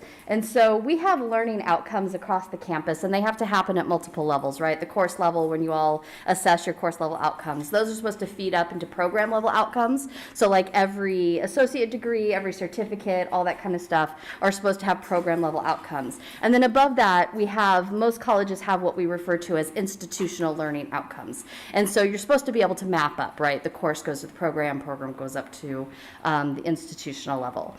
And we had a We have a subcommittee of the Academic Senate, the LAC, the Learning Assistance Committee, and they primarily deal with course level outcomes assessment. And we didn't really have a committee on campus that dealt with the other levels, particularly anything at the institutional level. And so a few years ago, College Council created the Outcomes Committee. And so the mission of this particular committee is to look at that larger kind of meta level of the institution and to think about what kind of model it is that we're using. This committee was co-created between me and a previous Academic Senate president. And the last 3 Academic Senate presidents have all been involved in this committee to a certain degree and provided all of their input into it. So I'm going to give you a little bit of background. First of all, when I talked about the course to the program to the institutional learning, here at PCC, Sheila, how many years ago was it? Yeah, 10, 11, 12. There was an academic senate subcommittee. Sheila chaired it. I was on there as a faculty member. We didn't have any institutional level, right, outcomes, and we needed those. It's a requirement, you know. And that particular committee got together, and we made some different decisions then. At that point, we were learning about institutional learning outcomes. It was very difficult for us to come up with anything that was at this level that everything connected to, and we made some choices in that committee to, instead of having ILOs, institutional learning outcomes, we had GEOs, which are the general education outcomes. And we did this for various reasons, and we've assessed these. This is what they are, and then we had these kinds of competencies, sub-competencies under each of them. And we've had those since then. We've faced some challenges over the years with those GEOs.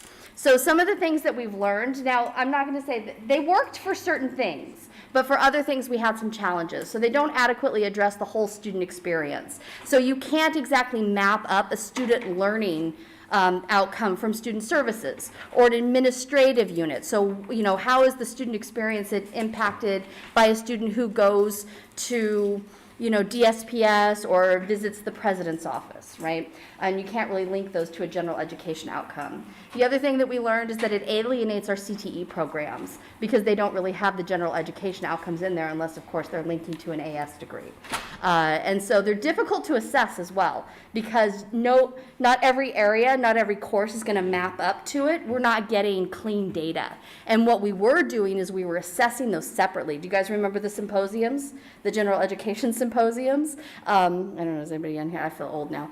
We have these general education symposiums, and we were asking faculty to assess the GEO separate from everything else. And it just added on more and more work, and we weren't even getting, you know, really useful data from that. An ILO model is recommended by ACCJC, and not just for compliance reasons, there are other reasons. And as you know, we're getting rid of Illumin, and we're moving to Anthology, and it's their best practice recommendation that we move to ILOs. And we were also missing some very key categories, and you heard from our Social Justice Committee earlier about that particular ILO. The other area that we're missing is something that's related specifically to career development or exploration. And so the first thing that we took on in this committee was to recommend a change from GEOs to ILOs. So you see in this category the GEO column, and then over here you'll see the ILO. And you're going to see a lot of similarities. But we've also added. So what we're recommending is for us to have ILOs instead of GEOs, and we're recommending that these be the ILO categories. And several folks in this room are on the committee, and I thank you all for your participation. So we want to have the ILOs of communication, quantitative reasoning. She's on her way. We need a motion to extend. Okay. Lyman, and second it. Oh, Jeff. Thank you. Any objections?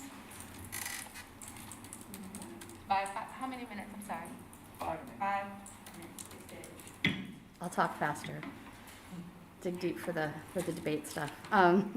Research, information, and literacy, critical thinking, civic responsibility and cultural awareness in a diverse society, social justice, equity, and inclusion, and then the occupational professional readiness. And these are the drafts. Now, we're not gonna comma splice and do all those stuff right now. So what's going to happen and why I'm here is I wanted to make you all aware as faculty leaders that this committee is making these particular recommendations, and I wanted to provide these to you. It's gonna get sent out, and then we're also going to be having multiple opportunities for everybody to provide their input. These are drafts. They went through multiple iterations. We worked with the Social Justice Committee on the social justice, equity, and inclusion draft of these outcomes. This is probably not going to be the final version because this is our first draft that we worked, I think, 18 months on, and now we're ready to share with the campus community and get everyone's feedback. My plan is to have a link to a Google form so that it'll be on the website so that you can go in and actually provide your detailed feedback in that particular space.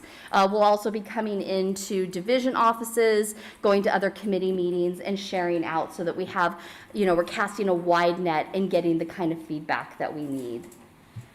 I already started this part, so we're going to be getting feedback from multiple spaces. I will be making that link available, and I'll send it out to all of the faculty at one time so that everybody knows how to provide that particular feedback. And then we'll take all of that feedback back to the Outcomes Committee. We'll make any of the recommended changes that we think need to be made, and then we'll start coming back and sharing those revised outcomes as well. Ta-da. And that's it. Are there any questions for, I see a question, Danielle. Do you have any representation from faculty librarians on the Outcomes Committee? We have a non-instructional person on there, yes. And so the way that the committee was created, instead of having like 3 faculty do this, we had areas. So we made sure that we had somebody that represented, CTE programs, non-instructional programs, different kinds of instructional programs. And so we do have that, but I will go back and double check and see. We do have a couple of vacancies that have come up this year of folks who can't make the meetings anymore. So I am going to send out, and I'll send it over, to your Senate leadership about recruiting. But I'll go back. I don't have the membership in front of me right now. We were pretty intentional when we created the committee, but I will double check with that and make sure that we have that kind of representation there. That would be great. And just as representative for the library, the current GEO3, the information literacy, is absolutely crucial to us. And so if there isn't any current representation from the library, if we could be reached out to so that we can be included, if they're going to be updating and changing what that looks like so we can be involved. And just on that note, when anyone's updating their curriculum to be more reflective of those GEOs, they can include librarians to work with them on their curriculum to include those competencies. That's a great idea. We did maintain an ILO on information literacy. Yeah, I saw it carried over. I just hope that we'll be included in that process, since it's very instrumental in what we do for our goals in our area. Absolutely. And one of the places that we'll be coming and visiting absolutely is one of your division meetings, so that we can also get feedback specifically from you in this particular area. But I will go back and look at the membership. That would be great. At this time, we're still not meeting all together as a Danielle, I'm sorry, I have another question I have to go on to. I'm sorry. Totally understandable. Thank Go you. ahead, Bella. Yeah, just quickly, just wanted to follow up and ask if there's adjunct faculty representation. We didn't specify that they had to be full-time or adjunct. We just said faculty. And so when the call goes out, anybody can be on it because everybody participates, If an adjunct faculty member expressed interest, the committee would be open to. Yeah, absolutely. Absolutely. Okay, are there any other questions? Yes, Melissa. Yeah, sorry, I didn't catch the first part.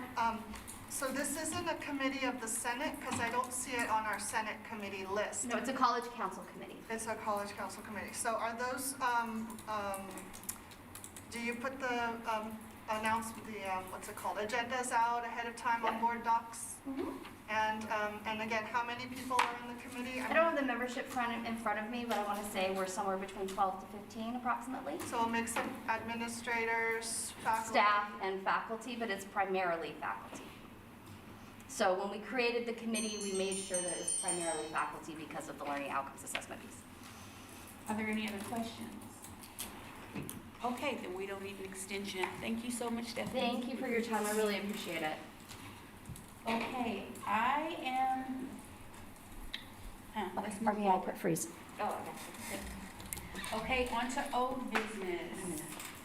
AP 3050, Carol Curtis is here. It says T. Serapian, and I think that was an error. So, Carol, you have the floor. Okay, so when I came last time, there was some concerns, and Helene gave me some language, and we incorporated that. And then there was concerns from Danielle's counterpart, Catherine, at the library with the terms objective and objectively. And I took that back to the committee, and the committee felt that the language says strive to be objective or as objective as possible.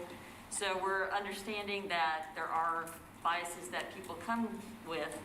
However, we felt that if we were coming before the committee for, to present a claim, that we would want the committee to be as objective as possible. So the committee decided to leave the language as it is, and we did not make any other changes to it. Okay, do I have a motion regarding this AP? Yes. Motion to approve by Russell, second by Lyman. Is there any discussion? Are there any questions or comments? Yes. I just have a question. I'm kind of curious about the academic senate purview of the 10, the 10 specifically, like which one of the 10 does the academic freedom and professional ethics fall under, would you say? Are you asking me? Oh, anybody. I don't know. That makes two of us. It's governance and structures. Governance and structure. It's like faculty roles. If you have the little, yes, if you have the little part that I gave you all, it's, I'm sorry, I don't have it right in front of me. Did we get that? It does cover 10 plus 1. If you didn't get one of these, I can make sure you get it. Oh,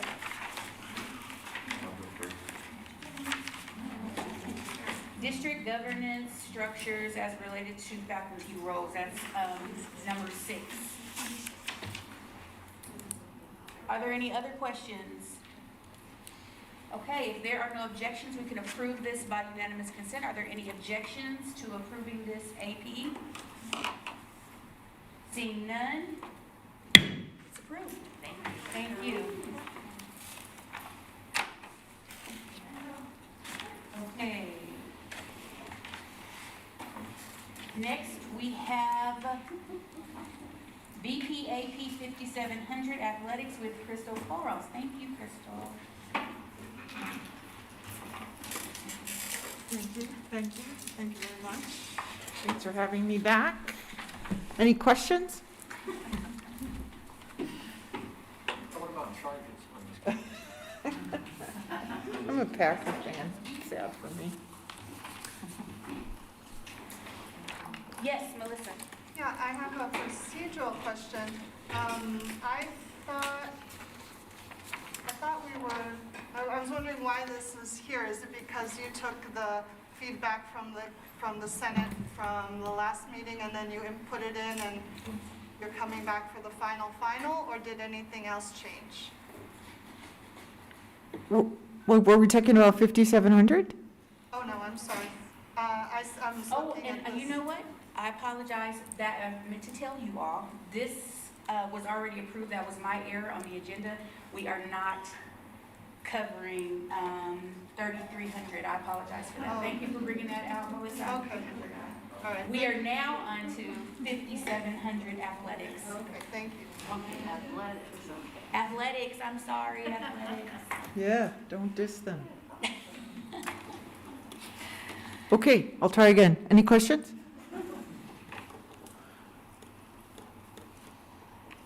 I do have questions. I thought Dean Miller would be here for this one, but that's Yeah, okay. me too. sorry, I'm not sure if you want the questions, but the questions are regarding AP 5700 athletics, the second page of it.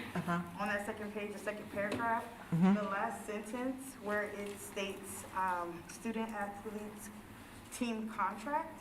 And I guess my question just is for PCC specifically, do all students get a copy of this contract at some point, like in the beginning and orientation? Are you talking about the second paragraph, the last sentence? Yes. That contract is if they go out and use their name, image, and likeness with somebody outside of the college. Okay, I'm gonna ask that we, someone, motion so that we can table this until we can get Dean Miller here. Yeah, I agree. Okay, Tracy, is that a motion? And Lean is a second, so that we can get more information when Dean Miller is here. Are there any objections to tabling this item until our next meeting? There's none on my part. Okay. Not so that you care what I think, but sorry. Seeing no objections, we're going to table this item. Yes. Thank you, Crystal. Bye, Lyman. Okay, we're going to move on. We're going to move rather rapidly. Yes? I have an agenda request to make an agenda change. I move we also move number 4 to next meeting because I have a lot of questions and seeing, well, anyway, I could explain it when we take one. So you're asking to table item H 3 and 4? H4, well, we just tabled 3, right? We just I don't think tabled we went this through the one, whole process yet. athletics. Hold on, are there any objections to tabling H3?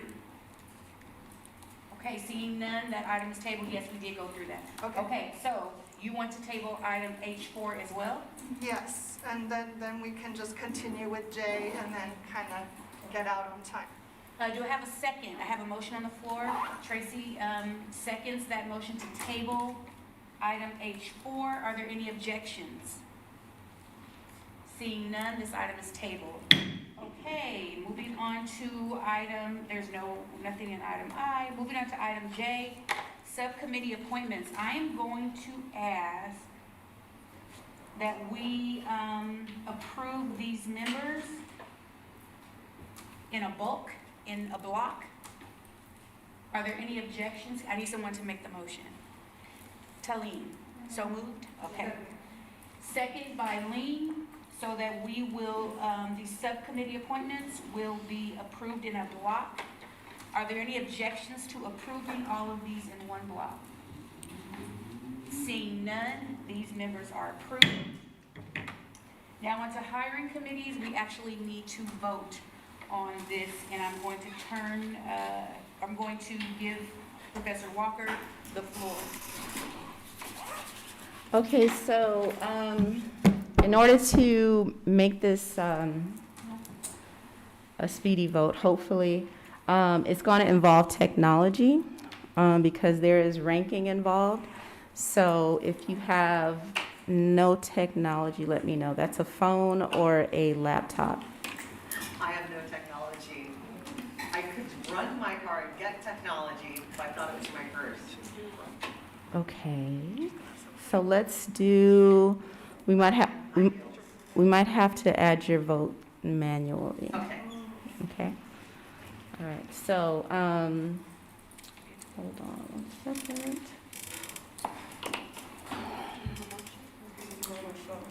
A motion for, Okay, there is no motion on the floor to do this vote, so I need a motion, Lyman, that we move. Do I have a second? Jose, second? The discussion. There is discussion. Okay, Dr. Rose and then Melissa. So first I want to express my appreciation to all these faculty for volunteering, because normally we have the opposite problem where we don't have enough faculty volunteering, so I think it's wonderful that we had such good response. I know all these amazing faculty members and things are all wonderfully qualified, but I do think that 2 of them, Dr. Cristina Salazar Romo and our own Talene Seropian have a lot of in-depth knowledge about this position because Christina is the College One faculty lead, which is the first year seminar associated with the Pathways FYE program, and Talene runs the summer orientation or JAM associated with the Pathways FYE. So I just think that those two faculty members have a lot of knowledge that would be helpful in choosing this position. Okay, thank you. And Melissa? Yes, where is the write-up that all of these lovely people put in so that they could be part of this, so we can get an informed vote? They did not, they were not asked for a write-up. They asked for volunteer if they were interested, and these were people who were interested. Because in the past, the Senate used to have that, where people would write up a little blurb and we don't have to rely on personal endorsements. I understand that, but as of late, we haven't needed to get those write-ups because we haven't had enough participation. So this is what we have at this time. Can we have that? Is there a I don't rush think to we have vote on time this? for it. According to the AP, we're limited in the time that we have, so we have to move forward with this. However, like Dr. Rose did, if there are others that you would like, someone else would like to speak up on, that's fine. But at this point, this is what we have. So what's in the AP that says we have to rush on this? It's the timeline. It doesn't say we have to rush on it, but it's the timeline. We only have so many days that we can submit names of faculty to the hiring committee. I can get you the AP, Melissa, but it regulates us to 5 days to get this done. So when then is Otherwise, the we won't have hiring faculty starting? representation. When is the hiring gonna be starting for this? Like Right, so they're gonna start, I believe, on the 31st, is that right? So pretty soon. So they have to get faculty in place. Otherwise, we won't be represented, or they'll choose their Or own they faculty. can wait. They won't. They'll choose their own faculty. We'll be out of line. So what AP is it? I'll just look it up. What is it? I'll find it. I can look it up. I have it. I just have to Okay, find is it. there, because we still have a motion on the floor, there's in discussion, yes. So my question is, we're looking for two faculty to move forward. We are looking for correct? two faculty to move forward. So, yeah, oh, go ahead.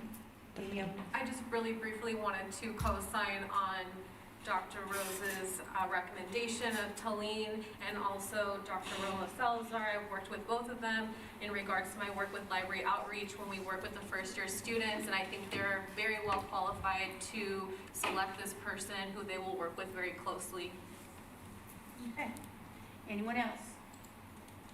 Okay, so the motion on the Do floor we is have that that? for us to have. Can I, Do we have the AP number? I'm gonna give it to you right now. It's 72. Yeah, I got it. AP 7250. However, there is still a motion on the floor. Yep. We can vote on the motion, and then you can give Melissa the information she's asking for. What if The we motion violate is- the AP? The motion on the floor is that we vote on these people. Okay? So, it has been motioned, it's been seconded. Are there any objections? Seeing no objections, we can approve this by unanimous consent and the vote can proceed. Okay, so I'm going to give a quick tutorial on how to do this so everyone can do this fairly. Just give you an example. These are my family members. So when you're voting, on your device, you'll see the names of the people you're voting for. So because this is a ranking, you will click on the name and you will move that name to the bottom or to the top, however you want to rank them, and they will be ranked according to your choice. So if this is your first choice, you would rank that person to the top, and your second choice, and so on and so forth. Because we need 2 members, that means the top 2 will be chosen. Does that make sense? Alrighty. Top is your top choice. Yes. Top choice, yeah, okay. So, yes, for example, so I made my choices or whatever, and when you submit your response, you're gonna click submit. And then on your device, it'll say finish as well. So make sure you click submit and finish. And then at the end, we'll see the results. Okay? That makes sense? Any questions? Coming in an email or something You'll see it right here. to us? I'm going to show you right now. Oh. Okay. So for our actual vote, I'm going to, yes. Did you get your phone, Tracy? Because I borrowed one. oh, because I don't get to vote. You could have used mine. Oh, thank you so much. So for our vote, okay.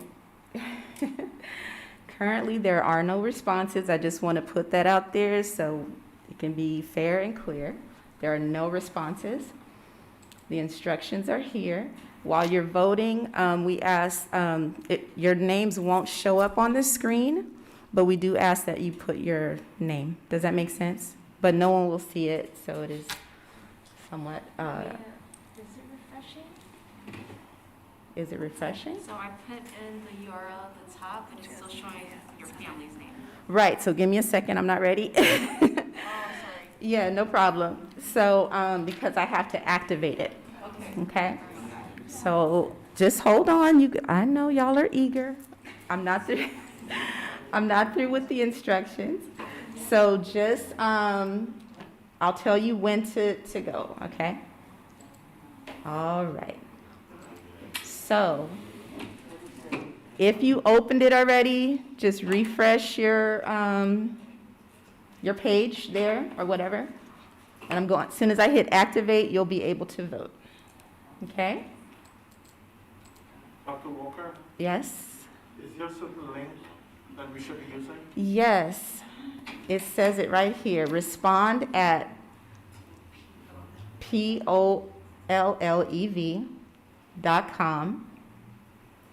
POLLEV.com/PCC Senate. Slash. No, I don't think the respond is part of it. It's just forward. I'm sorry, what?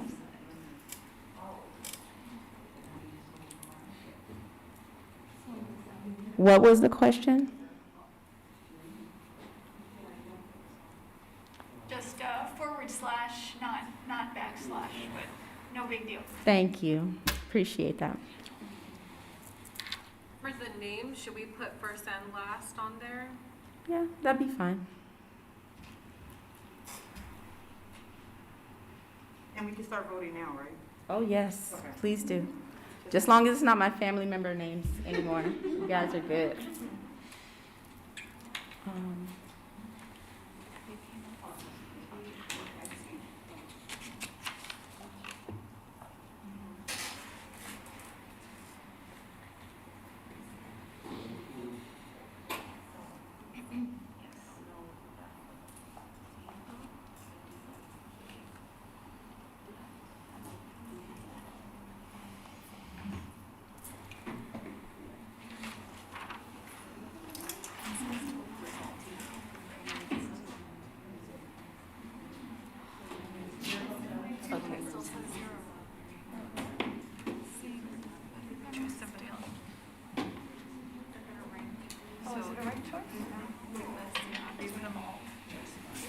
Is everyone okay? Is everyone doing okay?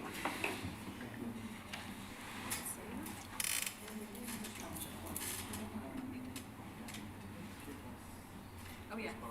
Yeah, so we're good.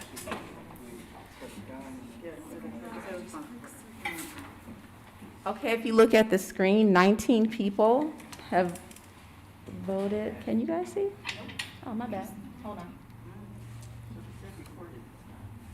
Yeah. I think I voted, but I can't tell. No, we don't know. It's about recorded. Oh, there it So, is. yeah, it says 21 senators have voted. We're trying to get to 33, I believe. No, you asked me how many total. Oh, my bad. I What's asked the number? How many present or total? We're missing about 3 votes. Okay, Did you vote yet? I'm voting now. Yes, Melissa. While we're waiting, I looked it up, and it says all appointments must occur within 5 business days from date of request, or the hiring manager will appoint to fill members not yet appointed. So- Which is why we want to make sure it's from us, it's so that they 24. don't just appoint. Right, but what Okay, happens perfect, if we're thank you. not gonna have a meeting and they put in a request? You are singing our song. We've asked the same. It's just not they don't give us enough time. And this is for administrative positions, huh?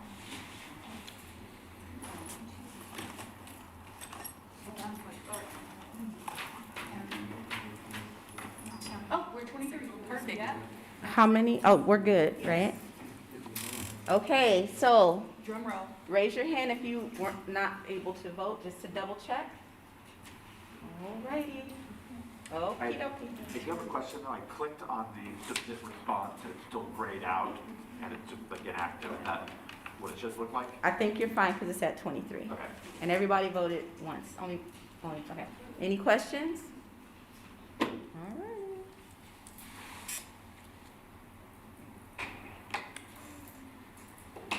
Those are your results. Congratulations. Any questions? Hard.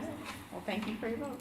Thank you so much, and Professor Walker will reach out to the hiring manager to let him know about our faculty reps. Congratulations. Are there any future agenda items? Yes, Melissa. A couple of ideas. Stephanie Fleming said that there were predominantly faculty on her committee, but I counted there were 6 administrators and only 1 faculty member, which is apparently you, at least as per the website. Yes. So I'm wondering if we could have her come back or at least explain, who's on the committee. It may need to be updated, but I can get that information to her. I don't know if it calls for a whole nother trip back here, but I'll get the information for you. And just so you know, I did reach out to your dean. Oh, thank you. Okay, are there any other future agenda items? Okay, yes. I reached out to the chair of the bylaws committee. Yes. And haven't had a response. Oh, he's reached out to others. I would reach out to him again because I know other people reached out to him and he did respond back, so. Yeah, because I know it has to be discussed in the bylaws before I put tax rate as an agenda item, Okay, right? yeah. Appreciate it. Okay, any yes, One more question. I don't know who would come to talk to us about it. Maybe you guys would tell us, but I think I've asked this before, is to know what happens after us, where it goes in the shared governance process, where things go. So normally, whoever's bringing through a policy will bring it to the constituency groups, so academic senate, classified senate, associated students if appropriate, for however many reads are necessary. Once that's done, it goes to college council, which is the body where all of the constituency groups are represented. And then once it passes college council, it goes to the board of trustees. What about CAPM and? So CAPM is where the Academic Senate Executive Committee meets with the administration. Is that for, CAPM is to negotiate the +1 and to negotiate things with the board of trustees? It's not negotiating, it's informing. Yes, we're more having, updating one another on what's going on. Okay. And it's, just so you know, Is that as CAPM, because I know needed? somebody asked about acronyms, CAPM is the Committee on Academic and Professional Matters. As needed, or is that every? We meet regularly with them. Are there any announcements? Okay, can I have a motion to adjourn? Actually, I would like to wish everyone a happy Diwali. It's a Hindu celebration. It's the Festival of Lights. So I just want to wish all the senators a happy Diwali. Thank you. Now do I have a motion to adjourn? Thank you, Tracy. Do I have a second? Meeting adjourned. Thank you, Lee. Good meeting. Thank you all.